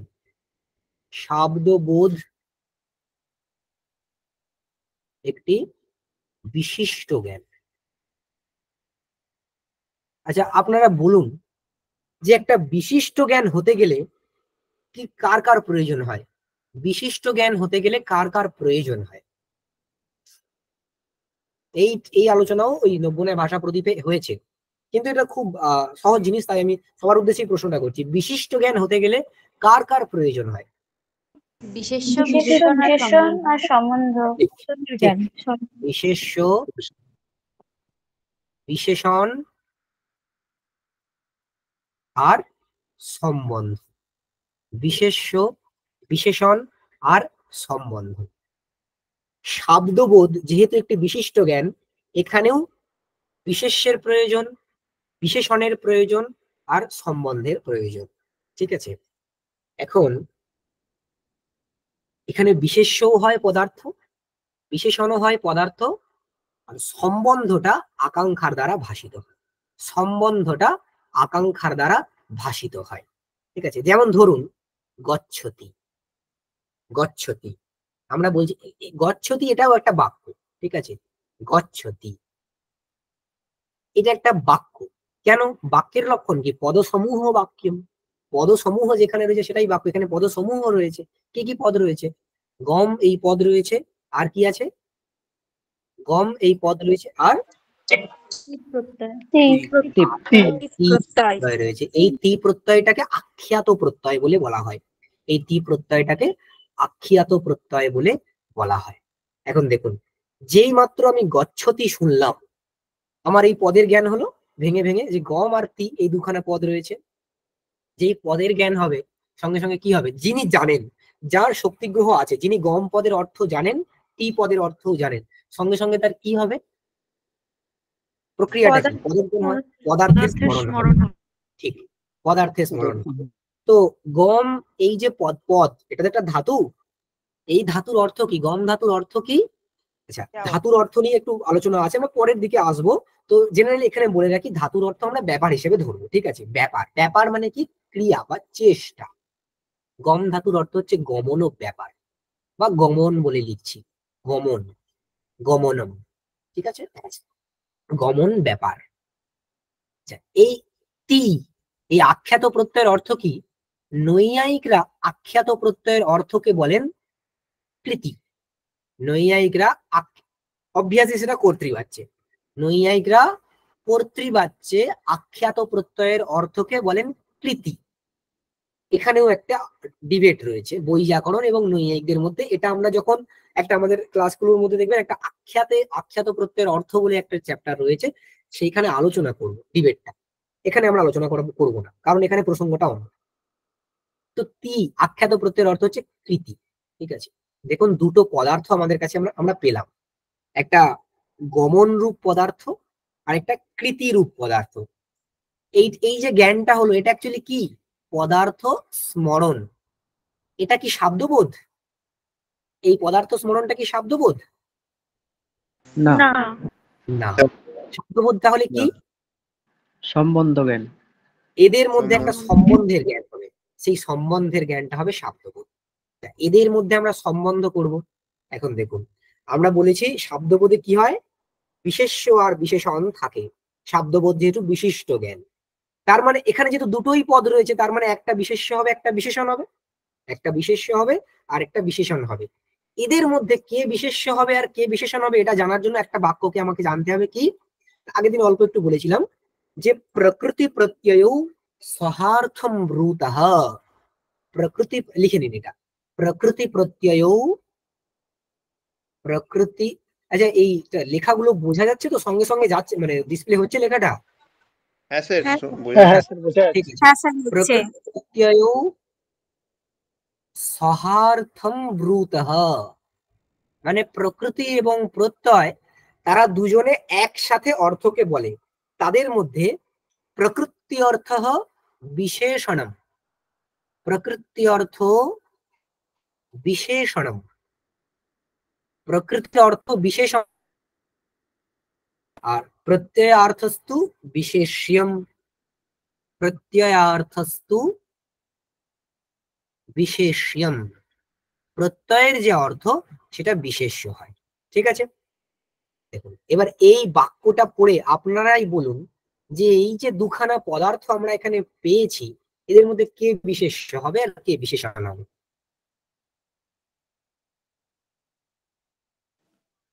গম বিশেষণ আর গম তি হচ্ছে এটা বিশেষণ, বিশেষণ। গম প্রত্যয় কি করে বিশেষ বিশেষণ হবে? গম আর তি বিশেষ্য, এদের মধ্যে বিশেষ্য বিশেষণ ভাব নেই। বিশেষ্য বিশেষণ ভাব কাদের মধ্যে আছে? অর্থের মধ্যে রয়েছে, পদের মধ্যে নেই। অর্থগুলোর কথা বলতে হবে, কোন অর্থ বিশেষ্য কোন অর্থ বিশেষণ এটা বলতে হবে। গমনম বিশেষণ, গমনম বিশেষ্য আর কৃতি বিশেষণ, কৃতি বিশেষ্য আর গমনম বিশেষণ। হ্যাঁ, কৃতি হলো বিশেষ্য, গমন ব্যাপারটা হলো বিশেষণ। এবার দেখুন, বিশেষণ হয় অপ্রধান আর বিশেষ্য হয় প্রধান, তাই তো? বিশেষণ হয় অপ্রধান, বিশেষ্য হয় প্রধান। এখন সম্বন্ধ মানে কি? একজন আরেকজনের দিকে যাবে, আমরা এটা নব্বনের ভাষা প্রদীপের ক্লাসে অনেকবার বলেছি। এখন প্রধান কখনো অপ্রধানের দিকে যায় না, অপ্রধান প্রধানের দিকে যায়, তাই তো? তার মানে সম্বন্ধ যখনই আমরা করতে যাব তখনই কে কার দিকে যাবে? বিশেষণ বিশেষ্যের দিকে যাবে, বিশেষণ বিশেষ্যের দিকে যাবে। তার মানে যখনই সম্বন্ধের জন্য অ্যারোটা আমরা টানবো, আমরা কোথা থেকে কোথায় পর্যন্ত টানবো? গমনম থেকে কৃতির দিকে। গমন থেকে কৃতির দিকে যাব, গমন থেকে কৃতি। এই সম্বন্ধটা একটা এক্স, সম্বন্ধটা হলো এক্স। এই সম্বন্ধের দুটো সম্বন্ধী, সম্বন্ধী দুজন হলো একটা গমন আর একজন কৃতি। এই সম্বন্ধী দুজনের মধ্যে কে প্রতিযোগী আর কে অনুযোগী? এই কথা বারবার বলা হয়েছে, কে গমনম প্রতিযোগী কে প্রতিযোগী আর অনুযোগী। কৃতি অনুযোগী। অনুযোগী আর কৃতি হ্যাঁ, প্রতিযোগী। এইটা কি করে হলো কৃতি প্রতিযোগী? আবার আরেকবার, এই প্রতিযোগীকে, গমনম প্রতিযোগী আর কৃতি হ্যাঁ অনুযোগী। গমন প্রতিযোগী, অনুযোগী হলো কৃতি। কেন? যার সম্বন্ধ সম্বন্ধ সে প্রতিযোগী, যস্য সম্বন্ধ সহ প্রতিযোগী, যস্মিন সম্বন্ধ সহ অনুযোগী। যে যার সম্বন্ধ সে প্রতিযোগী, যেখানে সম্বন্ধ সে অনুযোগী। আমরা অ্যারোটা যেদিকে নিয়ে যাব সেটা হবে অনুযোগী, মানে সেখানে সম্বন্ধ, আর যেখান থেকে অ্যারোটাকে শুরু করব সে হবে প্রতিযোগী, মানে তার সম্বন্ধ। ঠিক আছে, বোঝা গেল? তাহলে গমন হলো প্রতিযোগী। এগুলো এখানে ক্লিয়ার করে নিন একেবারে, কারণ এরপরে আর বলবো না এই কথাগুলো, আমরা বড় বড় শব্দের শব্দবোধ করব। একদম ভেঙে ভেঙে প্রথম থেকে বলে দিচ্ছি, ঠিক আছে? তাহলে এটা হলো প্রতিযোগী, এটা হলো অনুযোগী। ঠিক আছে, আমরা একটা কথা বলেছিলাম যে নব্য নৈয়ায়িকরা সম্বন্ধ কাকে বলে? নব্য নৈয়ায়িকরা সম্বন্ধ কাকে বলে? মনে আছে কারো? নব্য ন্যায় ভাষা প্রদীপের আলোচনা। অনুযোগী নিষ্ঠ ধর্মটাকে সে সম্বন্ধ হিসেবে। অনুযোগী নিষ্ঠ ধর্মটাকে সম্বন্ধ বলে বলা হয়। যেমন পিতা আর পুত্র, এদের মধ্যে কি সম্বন্ধ? জেনারেলি জন্যীয় জনক ভাব সম্বন্ধ, জন্যীয় জনক ভাব সম্বন্ধ এভাবে প্রাচীনরা বলেন। কিন্তু নব্যরা আলো ক্লিয়ার করে বলেন যে কোনখানে কার সম্বন্ধ। আমরা যদি বলি পিতার পুত্রে কি সম্বন্ধ, তখন সম্বন্ধটা কি দাঁড়াবে? এক্ষেত্রে সম্বন্ধটা কি দাঁড়াবে? জন্যত্বম সম্বন্ধ। কারণ এক্ষেত্রে অনুযোগী হলো পুত্র, অনুযোগী নিষ্ঠ ধর্ম হলো জন্যত্ব। পিতার দিক থেকে পুত্র কি? জন্যীয়, তাই সম্বন্ধটা হবে জন্যত্ব। কিন্তু অ্যারোটা যদি আমরা এই দিক থেকে এই দিকে নিয়ে যাই সম্বন্ধটা কি দাঁড়াবে? জনকত্ব সম্বন্ধ। জনকত্ব সম্বন্ধ। জনকত্ব সম্বন্ধ মনে আছে তাহলে? তাহলে অনুযোগী নিষ্ঠ ধর্মটা হয় সম্বন্ধ। তার মানে প্রতিযোগীর দৃষ্টিতে অনুযোগীটা কি সেটাকে জানলেই আমরা সম্বন্ধটাকে বের করে ফেলতে পারবো।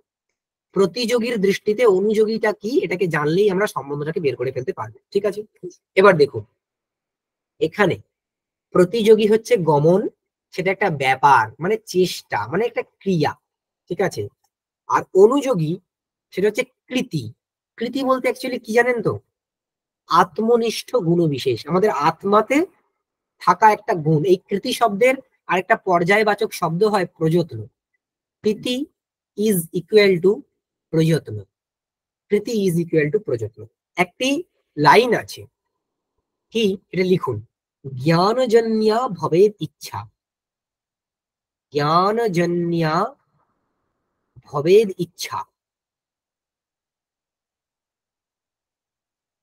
ইচ্ছাজন্যা কৃতির ভবেত। ইচ্ছাজন্যা কৃতির ভবেত। কৃতিহি ভবেত।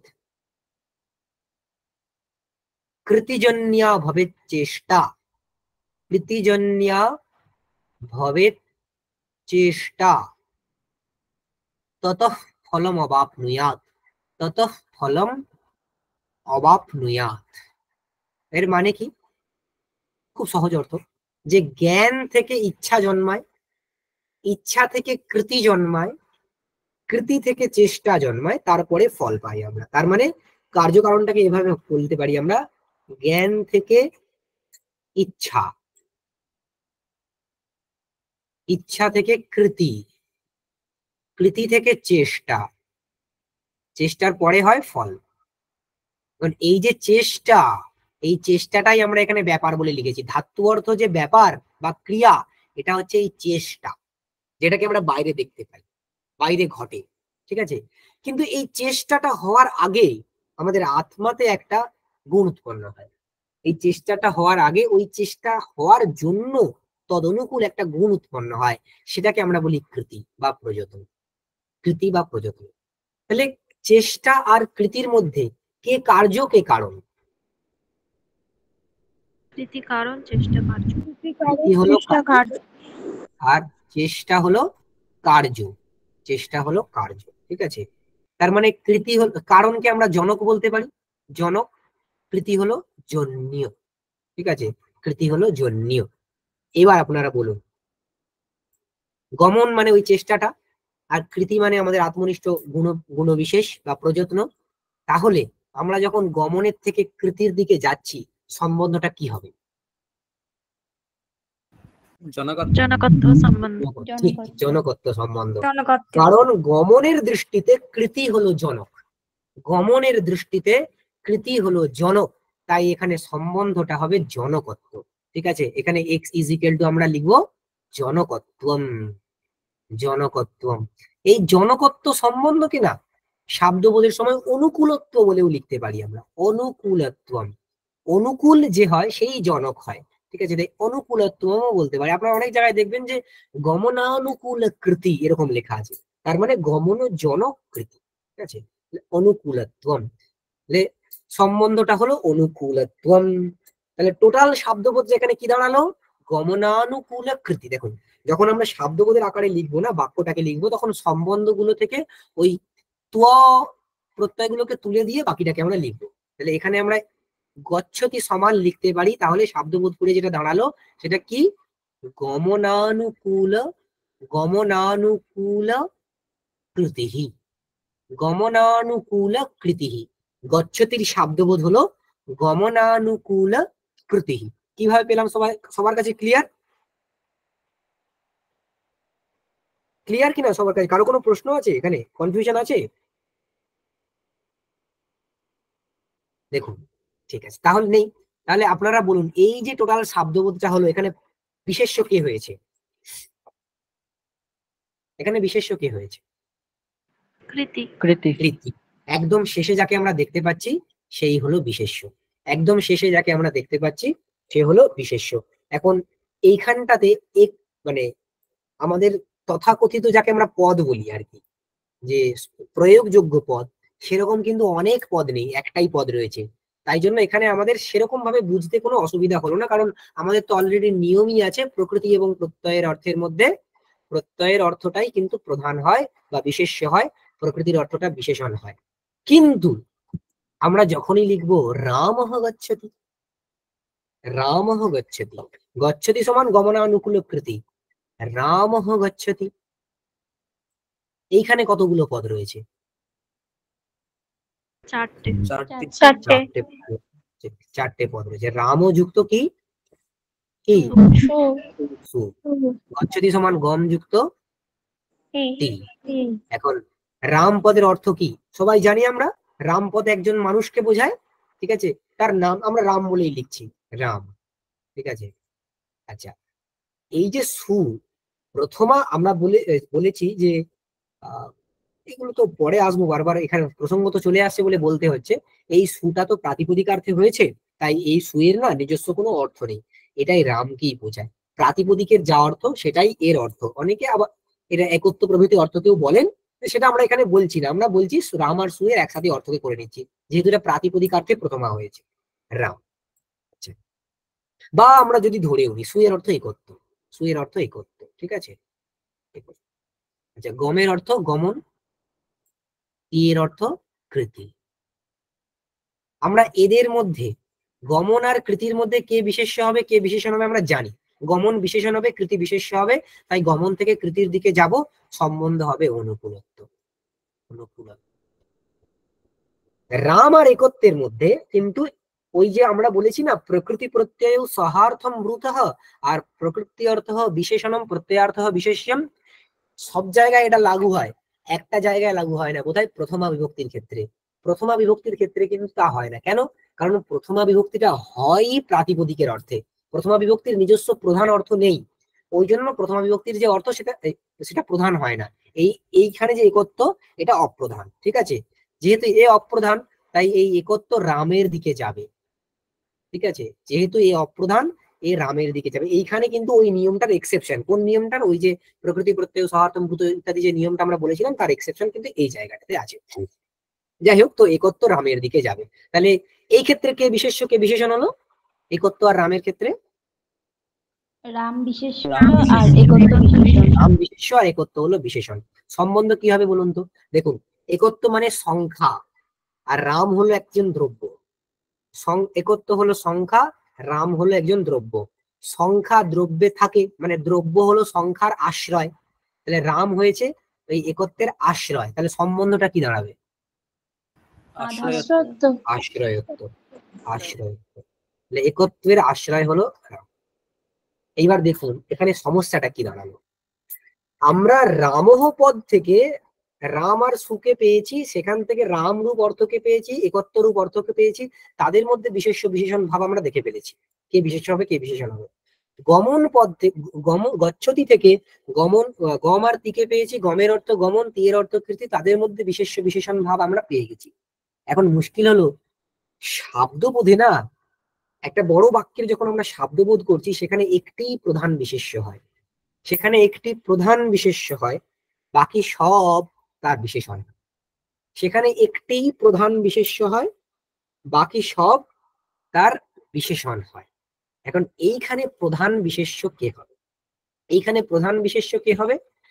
নৈয়ায়িকদের নিয়ম আছে, শব্দবোধে বাক্যে প্রথমা বিভক্তির দ্বারা বা প্রথমা বিভক্তিয়ন্ত পদের দ্বারা উপস্থাপিত যে পদার্থ সেই প্রধান বিশেষ্য হয়।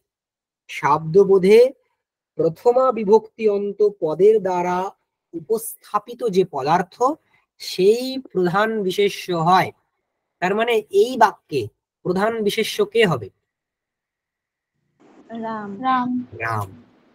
বাকি সবাই তার বিশেষণ হবে, কেউ সাক্ষাৎ কেউ পরম্পরায়। যেমন এখানে গমন কৃতির বিশেষণ হয়েছে, আর সেই কৃতি গিয়ে রামে উন্নীত হবে। কেন? রাম প্রধান বিশেষ্য, তাই কৃতি গিয়ে কোথায় উন্নীত হবে? রামে। কৃতি বিশেষণ হবে কার? রামের। কৃতি গিয়ে উন্নীত হবে রামে। দেখুন, গমন উন্নীত হয়েছে কৃতিতে, কৃতি অন্বিত হয়েছে রামে, পরম্পরায় গমনও কিন্তু রামে অন্বিত হলো। তার মানে রাম প্রধান বিশেষ্য হলো, তার সাক্ষাৎ বিশেষণ কৃতি হলো, আবার পরম্পরায় বিশেষণ কি হয়ে গেল? গমন ও হয়ে গেল, গমন ও হয়ে গেল। ঠিক আছে, রাম হবে প্রধান বিশেষ্য।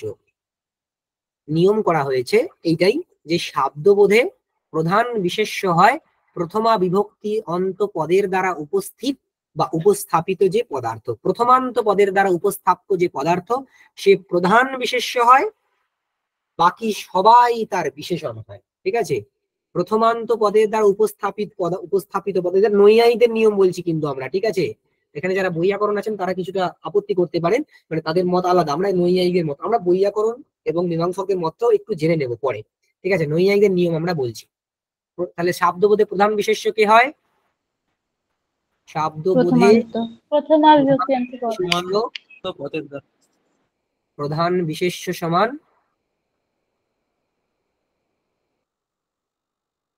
প্রথমান্ত পদৌপস্থাপ্য, প্রথমান্ত পদৌপস্থাপ্য পদার্থ, সেটা প্রধান বিশেষ্য হবে। ঠিক আছে, যেটা হয়েছে এখানে রাম। আর বাকি পদার্থগুলো কি হবে? বাকি পদার্থগুলো সবাই কি হবে? ওই ওই প্রধান বিশেষণ হবে, প্রধান বিশেষ্যের বিশেষণ হবে। কেউ পরম্পরা সম্বন্ধে হবে, মানে সবাই কিন্তু রামে গিয়ে উন্নীত হবে। অ্যাকচুয়ালি সবাই প্রথমান্ত পদের দ্বারা উপস্থাপিত যে পদার্থ সেখানে উন্নীত হবে। কেমন ভাবে? যেমন ধরুন সাগর, সাগরে ডিরেক্টলি কি খাল বিল প্রভৃতি যেতে পারে? তারা যেতে পারে না। সাগরে ডিরেক্টলি যায় মহানদী, আর খাল বিল প্রভৃতি তারা ওই মহানদীতে, খাল বিল বা অন্যান্য যা কিছু আছে তারা মহানদীতে এসে পড়ে। খাল বিল এসে পড়ে মহানদীতে, মহানদী যায় সাগরে। তাহলে পরম্পরাতে খাল বিলও কিন্তু সাগরে পৌঁছালো। মানে সাগরের মুখ্য বিশেষণ হলো মহানদী, আর খাল বিল এরা তোমার গৌণ বিশেষণ। ঠিক আছে, ঠিক এই রকম ভাবেই এই যে শব্দবোধ আমরা করলাম, এখানে গমন সে কৃতিতে অন্বিত হলো, গমনকে আমরা খাল বিল বলে ধরি, সে কৃতিতে মানে মহানদীতে গিয়ে অন্বিত হলো, কৃতি গিয়ে রামে অন্বিত হলো। সে কিভাবে?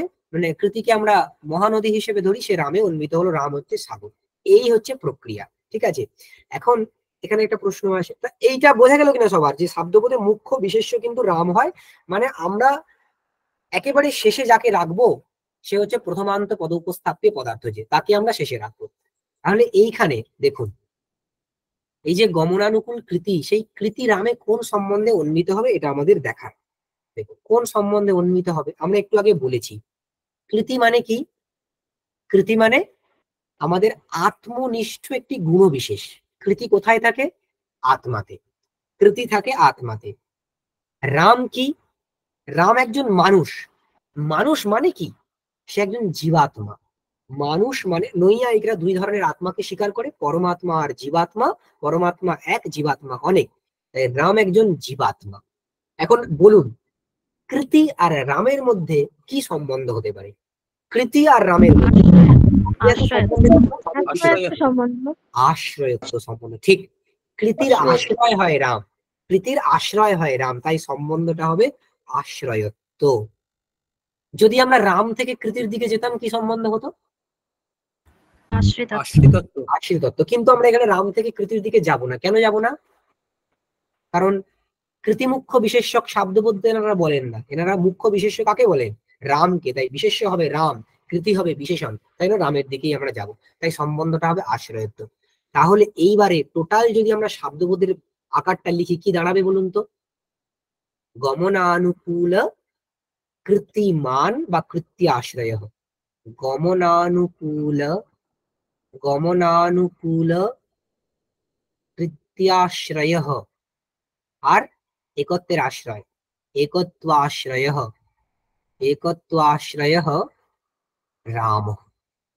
গমনানুকূল কৃত্যাশ্রয় একত্বাশ্রয় রাম। শেষে কে আছে?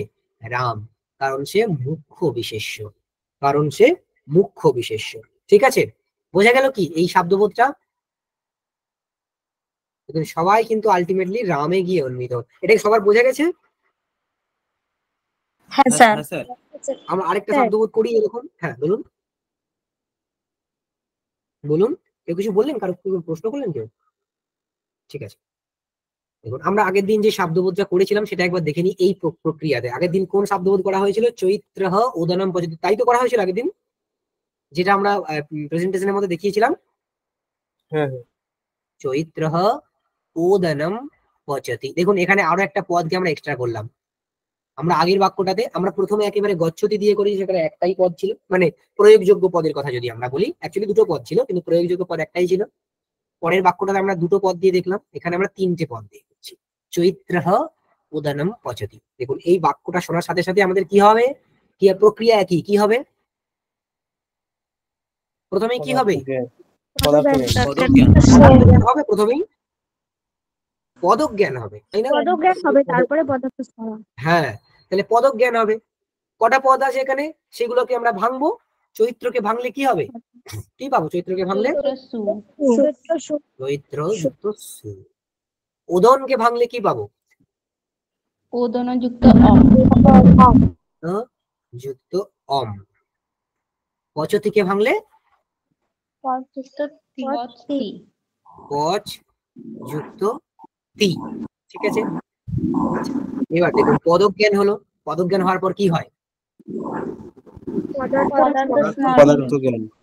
যিনি এই পদের সমস্ত পদগুলোর অর্থ জানেন তার পদার্থের স্মরণ ঘটবে। চৈত্র পদ থেকে চৈত্ররূপ জীবাত্মার স্মরণ হবে। সুপদ থেকে কার স্মরণ হবে আমরা বলেছি, একত্বে। ঠিক আছে, একত্বে একটা সংখ্যা। আচ্ছা, কোনো একজন কাছ থেকে না আওয়াজ আসছে, খুব মিউট করে দিন। আচ্ছা, উদন পদ থেকে, উদন পদ থেকে, উদন মানে কি? ভাত। উদন মানে ভাত। তো আমরা সেটাকে সংস্কৃতে কি লিখবো? ভাত তো লিখবো না, আমরা ওদনই লিখি। ওদন রূপ পদার্থের উপস্থিতি ঘটবে। অম পদ থেকে কি পদার্থের উপস্থিতি ঘটবে এই বিষয়ে বিস্তৃত আলোচনা আমরা পরে করব। আমরা এখন বলে দিচ্ছি একটু। এখানে অম যে প্রত্যয়টা, এটা দ্বিতীয়া বিভক্তি। তো দ্বিতীয়া বিভক্তি কোন কারকে হয়েছে? এখানে কোন কারকে দ্বিতীয়া? কর্মকারকে দ্বিতীয়া বিভক্তি বিধান করার সূত্র কি? কর্তৃপ্সিততমং কর্ম। কর্তৃপ্সিততমং কর্ম, এটা কর্মকারক বিধান করা কর্মণি দ্বিতীয়া। এটা সাবধান, ঠিক আছে, কর্মণি দ্বিতীয়া। তাহলে দ্বিতীয়া কর্ম অর্থে বিধান করা হয়। বৈয়াকরণরা বলে ওই দ্বিতীয়ার অর্থ হচ্ছে কর্ম, নৈয়ায়িকরা বলে না, ওগুলো সব ভাবক প্রধান নির্দেশ, ওখানে দ্বিতীয়ার অর্থ হচ্ছে কর্ম। তো এই বিষয়ে আমরা আসবো পরে, ঠিক আছে। ওই দ্বিতীয়ার অর্থ হচ্ছে কর্মত্ব। তাহলে দ্বিতীয়া বিভক্তি অম, তার অর্থ হচ্ছে কর্মত্ব, ঠিক আছে, কর্মত্ব। এখন কর্মত্ব মানে কি? দেখুন, কর্মত্ব মানে আমরা বের করে ফেলতে পারবো কিভাবে। কর্ম মানে কি আমরা জানি, কর্ম মানে হচ্ছে ফলাশ্রয়। আপনারা এটা সবাই পড়েছেন। ধাতুর দুটো অর্থ, একটা ব্যাপার, একটা ফল। ব্যাপারের আশ্রয় হয় কর্তা, জেনারেলি ব্যাপারের আশ্রয় হয় কর্তা, আর ফলের আশ্রয় হয় কি? কর্ম। তার মানে কর্ম ইজ ইকুয়াল টু ফলাশ্রয়, মানে ফলবৎ, মানে ফলবৎ, মানে ফল বিশিষ্ট যে। তাহলে কর্মত্ব সমান কি হবে? কর্মত্ব সমান ফলাশ্রয়ত্ব। ফলাশ্রয়ত্ব বা ফলবত্ব। ফলবত্ব সমান কি আমরা পড়েছি আগে, বিশিষ্টাৎ ভাব প্রত্যয় বিশেষণম অবগাহতে, অথবা মতুবন্তাৎ বিহিতাহ ভাব প্রত্যয়াহ প্রকৃত্যর্থং গময়ন্তি। এইসব নব্বই ভাষা প্রদীপে পড়েছিলাম। তাহলে ফলবত্ব সমান কি দাঁড়াবে? ফল। তাহলে কর্মত্ব সমান কি? ফল। কর্মত্ব মানে ফল, কর্মত্ব মানে ফল। আচ্ছা, এখানে ফলটা অ্যাকচুয়ালি কি? এখানে ফলটা অ্যাকচুয়ালি কি আমরা ধাতুকে দেখলেই দেখতে পাবো। ধাতুর অর্থ কি? পচ ধাতুর অর্থ পাকক ক্রিয়া। পাকক ক্রিয়ার ফল কি? পাকক ক্রিয়ার ফল, দেখুন আমরা যে রান্না করি, এর দ্বারা অ্যাকচুয়ালি ভাত যে রান্না করা হয়, এর দ্বারা অ্যাকচুয়ালি কি হয়? চালের মধ্যে একটা বিকৃতি আছে। বিকৃতি মানে শিথিল অবয়ব সংযোগ, বা অবয়ব সংযোগের শিথিল শৈথিল্য, এটাকে বিকৃতি বলে। এই বিকৃতিটা হচ্ছে ফল। তাহলে পাকক ক্রিয়ার ফল হচ্ছে বিকৃতি। তার মানে এখানে কর্মত্ব ইজ ইকুয়াল টু যে ফল, তাকে আমরা লিখতে পারি বিকৃতি, ইজ ইকুয়াল টু বিকৃতি। দেখুন, আমরা জাস্ট বোঝার জন্য আমরা বলে দিলাম, আপনি কর্মত্ব পর্যন্ত রেখে দিতে পারতেন, আমরা বিকৃতি পর্যন্ত না এলেও হতো, কিন্তু আমরা যেহেতু আমরা বুঝতে পারি সবাই, তাই আমি এখান পর্যন্ত নিয়ে এলাম। তাহলে কর্মত্ব মানে কিন্তু ফল বা বিকৃতি, বোঝা গেল? পচ ধাতুর অর্থ হচ্ছে পাক বা পাকক ক্রিয়া বা চেষ্টা। এর অর্থ কি বলেছি আমরা এর আগে বলেছি, নৈয়ায়িকদের মতে আখ্যাতের অর্থ কি হয়? কৃতি। আখ্যাতের অর্থ হয় কৃতি। আচ্ছা, এইবারে আমরা কি করব, প্রত্যেকটা প্রকৃতি তার প্রত্যয়ের সাথে অন্বয়গুলো করে নেব। প্রত্যেকটা প্রকৃতি তার প্রত্যয়ের সাথে আগে অন্বয় হবে। দেখুন, চৈত্রের সাথে একত্বের আগে অন্বয় হবে, কিন্তু কোথা থেকে কোন দিকে যাব? কে বিশেষ্য হবে কে বিশেষণ হবে একত্ব আর চৈত্রের মধ্যে? চৈত্র বিশেষ্য আর একত্ব বিশেষণ। কেন? আমরা তো বলেছি যে প্রত্যয়ের অর্থ প্রধান হয়, প্রকৃতির অর্থ অপ্রধান হয়। তাহলে এখানে কেন হলো? কারণ আমরা বললাম যে ওই নিয়মটার একটা এক্সেপশন, এটা এই জায়গাটা, কারণ এখানে প্রথমা বিভক্তিটা প্রাতিপদিকের অর্থই হয়েছে, তাই তার প্রধান অর্থ নেই। তাই জন্য একত্বকে আমরা এই দিকে নিয়ে আসবো। কি সম্বন্ধ হবে? সম্বন্ধ কি হবে? আশ্রয়ত্ব। হ্যাঁ, আশ্রয়ত্ব। আচ্ছা, এখানে উদন আর কর্মত্ব এদের মধ্যে কে প্রকৃতির অর্থ আর কে প্রত্যয়ের অর্থ? উদন হচ্ছে প্রকৃতির অর্থ, অম প্রত্যয়। আরে অমটা প্রত্যয়, তো প্রত্যয়ের অর্থটাকে আমরা অর্থগুলোকে চাইছি, পদার্থগুলোকে চাইছি। কোন পদার্থটা প্রকৃতির অর্থ আর কোন পদার্থটা প্রত্যয়ের অর্থ? প্রত্যয়ের অর্থ আর ওদন প্রকৃতি অর্থ। ঠিক, ওদন হলো প্রকৃতির অর্থ আর কর্মত্ব হলো প্রত্যয়ের অর্থ। এদের মধ্যে কে বিশেষ্য হবে? মানে ফল, কর্মত্ব। এই বারবার একজনের কাছ থেকে অম উত্তরটা আসছে, অম তো প্রত্যয়, সে তো পদ, সে কি করে বিশেষ্য হবে? তার যে অর্থটা সে বিশেষ্য হবে। ঠিক আছে, আমাদের পদজ্ঞানের গল্পটা এখানেই শেষ। এই যে ধরি এটা আমরা এ নামক ক্ষণ, এখানেই গল্প শেষ, আর কিছু নেই। ঠিক আছে, সে খালি পদার্থকে উপস্থাপিত করে দেবে, বাস, আর কিছু কাজ নেই তার। আচ্ছা, তাহলে এ প্রধান হলো, এই কর্মত্ব প্রধান হলো, ওদন অপ্রধান হলো। তাহলে যখন আমরা সম্বন্ধ করব, কোথা থেকে কোথা দিকে, কোন দিকে অ্যারোটা টানবো? ওদনের থেকে হ্যাঁ, উদনের থেকে কর্মত্বের দিকে যাব, উদনের থেকে কর্মত্বের দিকে। এইবার ভাবুন সম্বন্ধটা কি হবে। দেখুন ভালো করে ভাবুন, উদন হচ্ছে কর্মকারক, সেই জন্য তাতে কর্ম বিভক্তি হয়েছে, দ্বিতীয় বিভক্তি হয়েছে। তাই উদন হলো কর্ম, উদন হলো কর্ম। যে কর্ম হয় তাতে কর্মত্ব থাকে, তাই না? কর্মত্ব মানে ফল। যে মানে সে কর্ম হয়েছে কেন? কারণ তাতে ফলটা আছে বলে, কর্মত্ব আছে বলে, তাই তো? তাহলে উদন হলো কর্ম, তাতে কর্মত্বটা আছে। এইবার আপনারা বলুন সম্বন্ধটা কি হবে? পুরোটাই বলে দিয়েছি প্রায়। আশ্রয়ত্বই হবে স্যার। আশ্রিতত্ব স্যার। আশ্রয়ত্ব কে বললো? আশ্রিতত্ব হবে। আশ্রয় তো উদন, কর্মত্ব তো হলো আশ্রিত। দেখুন, উদন হচ্ছে আশ্রয়, কর্মত্ব হলো আশ্রিত। তাই আমরা যখন উদনের থেকে কর্মত্বের দিকে যাচ্ছি, সম্বন্ধটা হবে কি হবে? আশ্রিতত্ব। আশ্রিতত্ব সম্বন্ধ। আশ্রিতত্ব, আশ্রিতত্বকে আমরা নিষ্ঠত্ব বলেও বলতে পারি, নিষ্ঠত্ব। ঠিক আছে, অনেক অপশন আছে তো, মানে আমরা টিকাগুলোর মধ্যে দেখি যে অনেক রকমের শব্দ থাকে, তো যত রকম শব্দ থাকে আমরা সেগুলো সবগুলোকে বলার চেষ্টা করবো যে কত ধরনের অপশন হতে পারে। আশ্রিতত্বকে নিষ্ঠত্ব বলে, বা বৃত্তিত্ব বলে, বা বৃত্তিত্ব বলে। ঠিক আছে, যে বৃত্তি সে হলো আশ্রিত, তাই বৃত্তিত্ব, সম্বন্ধটাকে বৃত্তিত্ব বলেও বলে। তাহলে হয় আশ্রিত, নয়তো নিষ্ঠত্ব, নয়তো বৃত্তিত্ব হলো। আচ্ছা, এবারে পাক আর কৃতি, এইরকম তো আগে আমরা করেই ফেলেছি। পাক আর কৃতি, পাকক ক্রিয়ার সাথে কৃতির অন্বয় হবে, কে বিশেষ্য কে বিশেষণ হবে? কৃতি বিশেষ্য, পাক বিশেষ্য। কৃতি বিশেষ্য হবে, পাক বিশেষণ হবে। তার মানে আমরা অ্যারোটা কোন দিক থেকে কোন দিকে নিয়ে যাব? পাকক ক্রিয়া থেকে কৃতির দিকে নিয়ে যাব। কি সম্বন্ধ হবে? অনুকূলত্ব। অনুকূলত্ব বা জনকত্ব। ধাতু অর্থ ব্যাপারের সহিত আখ্যাতার্থ কৃতির যখন সম্বন্ধ হয়, সবসময় অনুকূলত্ব সম্বন্ধই হয়। ঠিক আছে, বা জনকত্ব সম্বন্ধ। তাহলে অনুকূলত্ব সম্বন্ধ। আচ্ছা, এইবার দেখুন, এইবারে আমরা প্রত্যেকটা পদের ক্ষেত্রে প্রকৃতি এবং প্রত্যয়ের অর্থগুলোকে ভেঙে নিয়েছি। এইবার দেখুন, উদনের অন্বয় আমরা কর্মত্বে করেছি, কর্মত্বের অন্বয় কোথায় করব? কর্মত্বের অন্বয় কোথায় করবো, এটা একটা প্রশ্ন। এখন যেটা আমরা শেষে রাখবো চৈত্রকে, কিন্তু মাঝখানে কাদের সাথে কাদের অন্যায় করব সেটা আকাঙ্ক্ষার দ্বারা নির্ভর করছে। এখন কর্মত্ব এটা কি বিভক্তির অর্থ? কর্মত্ব এটা বিভক্তির অর্থ। বিভক্তি হয়েছে কিসে? কারকে। কারক মানে কি? ক্রিয়ান্বয়ী। আমরা পড়েছি ওই যতগুলো শব্দকে আমরা পড়েছি না, ওই শব্দগুলোর দিকে ধ্যান দিলেই আমরা অর্থ পেয়ে যাব। কারক মানে কি? ক্রিয়ান্বয়ী। তার মানে কারকের অন্বয় কোথায় হয়? কারকের অন্বয় কোথায় হয়?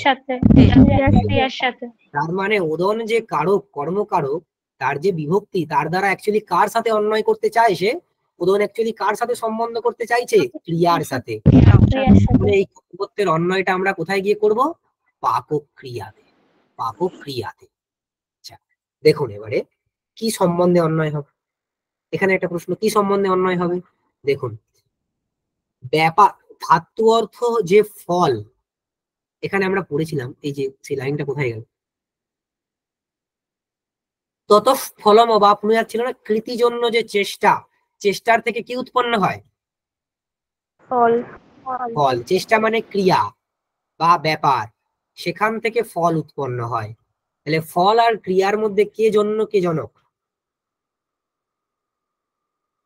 ফল জন্য আর ফল জন্য, ক্রিয়া হলো জনক।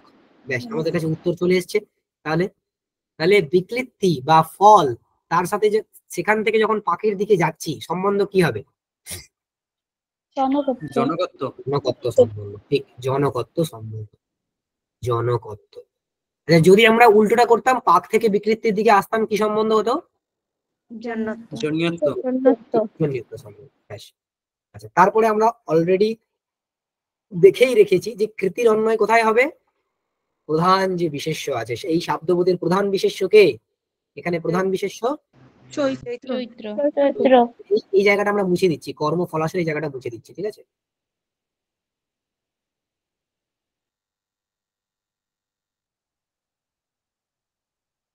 কৃতির অন্বয় আমরা করব কোথায়? চৈত্রেতে গিয়ে, প্রধান বিশেষ্যে গিয়ে করব। কি সম্বন্ধে অন্বয় হবে? কি সম্বন্ধে অন্বয় হবে? আশ্রয়ত্ব সম্বন্ধে। কৃতির আশ্রয় হবে চৈত্র। চৈত্র তো একজন জীবাত্মা, আশ্রয়ত্ব সম্বন্ধে। তাহলে টোটাল শব্দবোধটা কি দাঁড়াবে? এই শব্দবোধটা যখন আমরা একটা লাইনে লিখবো না, তখন এই সম্বন্ধগুলোকে খালি উলো থেকে তুগুলোকে তুলে দিয়ে বাকি সবটা লিখে দিলেই শব্দবোধ দাঁড়িয়ে যাবে। তাহলে কি লিখবো আমরা? যেহেতু চৈত্র প্রধান বিশেষ্য, চৈত্রকে একেবারে শেষে রাখবো। তাহলে আমরা এই ওদন থেকে শুরু করি। তাহলে ওদন নিষ্ঠ, দেখুন ওদন নিষ্ঠ কি? আমরা কর্মত্ব লিখতে পারি, ফল লিখতে পারি, বিকৃতি লিখতে পারি, যা খুশি লিখতে পারি, আমরা কর্মত্ব লিখছি। ওদন নিষ্ঠ কর্মত্ব। তারপরে জনকত্ব আছে, জনক লিখে দিই খালি। কর্মত্ব জনক কে? পাক। কর্মত্ব জনক ও পাক। তারপরে অনুকূলত্ব আছে, শুধু অনুকূল লিখে দাও। অনুকূল, পাকানুকূল। অনুকূল কি? কৃতি। কৃতি। হ্যাঁ, সেই কৃতির আশ্রয় হলো চৈত্র। কৃতি আশ্রয় আর কৃতি মান একই কথা। টিকাতে অনেক সময় কৃতি মান এরকম লেখা থাকে, তাহলে আমরা সেভাবে লিখতে পারি, কৃতি আশ্রয় বলে লিখতে পারি। তাহলে কৃত্যাশ্রয়, কৃত্যাশ্রয়। আর কিসের আশ্রয়? একত্বের আশ্রয়। একত্বাশ্রয়। একত্বাশ্রয় চৈত্র। চৈত্র। টোটাল শব্দবোধটা কি দাঁড়ালো? ওদন নিষ্ঠ কর্মত্ব জনক পাকানুকূল কৃত্যাশ্রয় একত্বাশ্রয় চৈত্র।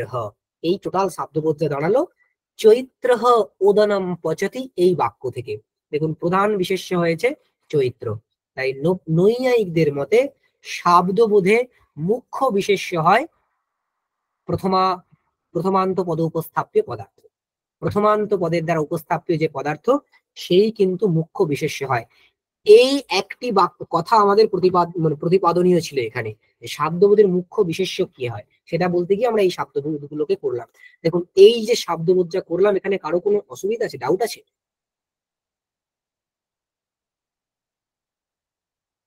স্যার স্যার বুঝতে পেরেছি, কিন্তু ওই যে চৈত্র যুক্ত সু, এখানে যে মানে একত্র থেকে চৈত্র দিয়ে গেল, এখানে একটা কথা বলেছিলেন ওই প্রাতিপদিক, এটা একবার বলবেন? হ্যাঁ, এটা বলেছিলাম আমরা। জেনারেল নিয়ম কি করেছি, যে প্রকৃতি অর্থ আর প্রত্যয়ের অর্থের মধ্যে কে প্রধান হয়? প্রত্যয়ের। প্রত্যয়ার্থ। কিন্তু এটা এই প্রথমা বিভক্তির ক্ষেত্রে খাটে না। কেন খাটে না? কারণ প্রত্যয়ের অর্থ প্রধান সেখানেই হয় যেখানে প্রত্যয়ের প্রধান অর্থ থাকে। এখানে কিন্তু এখানে যে প্রথমা বিভক্তি হয়েছে, প্রথমা বিভক্তি কোন সূত্র দিয়ে হয় আপনি বলুন? প্রথমা বিভক্তি কোন সূত্রে হয়? প্রাতিপদিকার্থে লিঙ্গ পরিমাণ ও বচন মাত্র প্রথমা। হ্যাঁ, এবারে যখন প্রাতিপদিকার্থে প্রথমা হচ্ছে, তার মানে কি ওই প্রথমাটার অন্য কোনো অর্থ নেই, ওটা প্রাতিপদিকের অর্থেই হচ্ছে, কেবল পদসাধুত্বের জন্য ওখানে প্রত্যয়টা দেওয়া হচ্ছে, প্রয়োগযোগ্য করার জন্য ওখানে প্রত্যয়টা দেওয়া হচ্ছে। প্রত্যয়টার নিজস্ব কোনো অর্থ মানে প্রধান অ্যাজ সাচ প্রধান কোনো অর্থ ওখানে নেই। যেমন এখানে কারক, অম প্রত্যয়ের অর্থ কারক রূপ একটা অর্থ, যে ফল, বিভক্তি কারকে হয়েছে তাই একটা কারক তার অর্থ, সেরকম প্রধান অর্থ এখানে নেই। এটা প্রাতিপদিকের অর্থেই ঘটেছে এই প্রত্যয়টা। ওই জন্য এখানে প্রত্যয়ের প্রধান যেহেতু অর্থ নেই, প্রত্যয়ের জেনারেলি সংখ্যা প্রভৃতি অর্থ হয়, এখানে সংখ্যা অর্থটা গৌণ, তাই সুয়ের অর্থ যে একত্ব করেছি সেটাকে আমরা প্রধান রূপ করিনি, সেটাকে আমরা গৌণ অর্থ, গৌণ বলে বুঝবো। ওই জন্য ওই অর্থটা কিন্তু প্রকৃতি অর্থের দিকে ধাবিত হবে। এখানে প্রকৃতির অর্থটা প্রত্যয়ের অর্থের দিকে যাবে না, প্রত্যয়ের অর্থটাই প্রকৃতির অর্থের দিকে যাবে, যেহেতু এটা প্রাতিপদিকার্থে হয়েছে। ঠিক আছে? হ্যাঁ স্যার, থ্যাংক ইউ স্যার। হ্যাঁ স্যার। আচ্ছা, এই যে আলোচনাটা আমরা আজ, আর কারো কোনো প্রশ্ন আছে?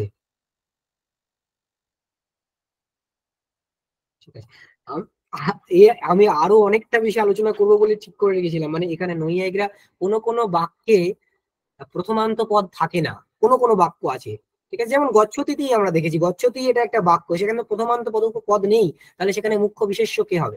নৈয়ায়িকদের একটা সিদ্ধান্ত হলো কি না, বাক্যে শব্দবোধের ক্ষেত্রে মুখ্য বিশেষ্য হবে প্রথমান্ত পদের দ্বারা উপস্থাপিত যে পদার্থ। কিন্তু অনেক বাক্য থাকে যেখানে প্রথমান্ত পদ নেই, সেখানে কে মুখ্য বিশেষ্য হবে? সেক্ষেত্রে দুটো তিনটে নিয়ম আছে, সেটাও আমি ভেবেছিলাম আজকে হবে। তারপরে বৈয়াকরণ এবং মীমাংসকদের মতটা আমরা একটু দেখিয়ে দেবো, সেটাও আমি ভেবেছিলাম। কিন্তু স্যার আজকে কি আর হবে? মানে অনেকক্ষণ হয়ে গেছে, আমি জানি না ধৈর্য থাকবে কিনা। স্যার কি আছেন?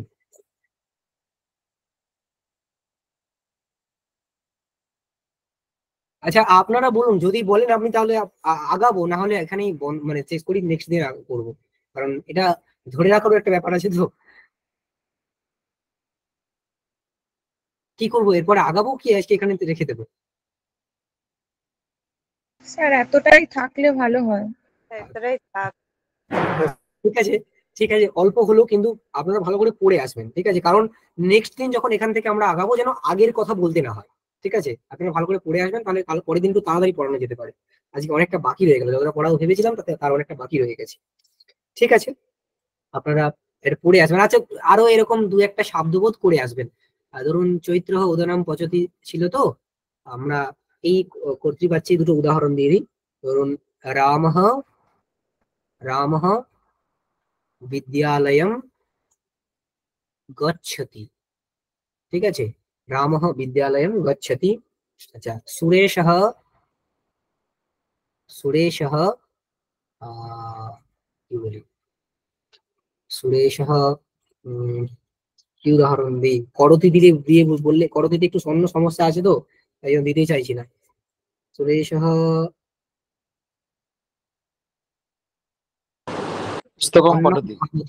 অন্নম খাদতি, ঠিক আছে, সুরেশঃ অন্নম খাদতি। আচ্ছা, ভবেশঃ ভবেশঃ ওদনম পক্ষ্যতি। পক্ষ্যতি হচ্ছে কোন লকারে হয়েছে? লিট লকারে। এই তিনটে বাক্যের শব্দবোধ আপনারা নিজেরা করে আনবেন, ঠিক আছে, এইভাবে যেভাবে করা হয়েছে অ্যাটলিস্ট চেষ্টা করুন। ঠিক আছে, এই পর্যন্ত থাকতে হবে, রাখি দাও।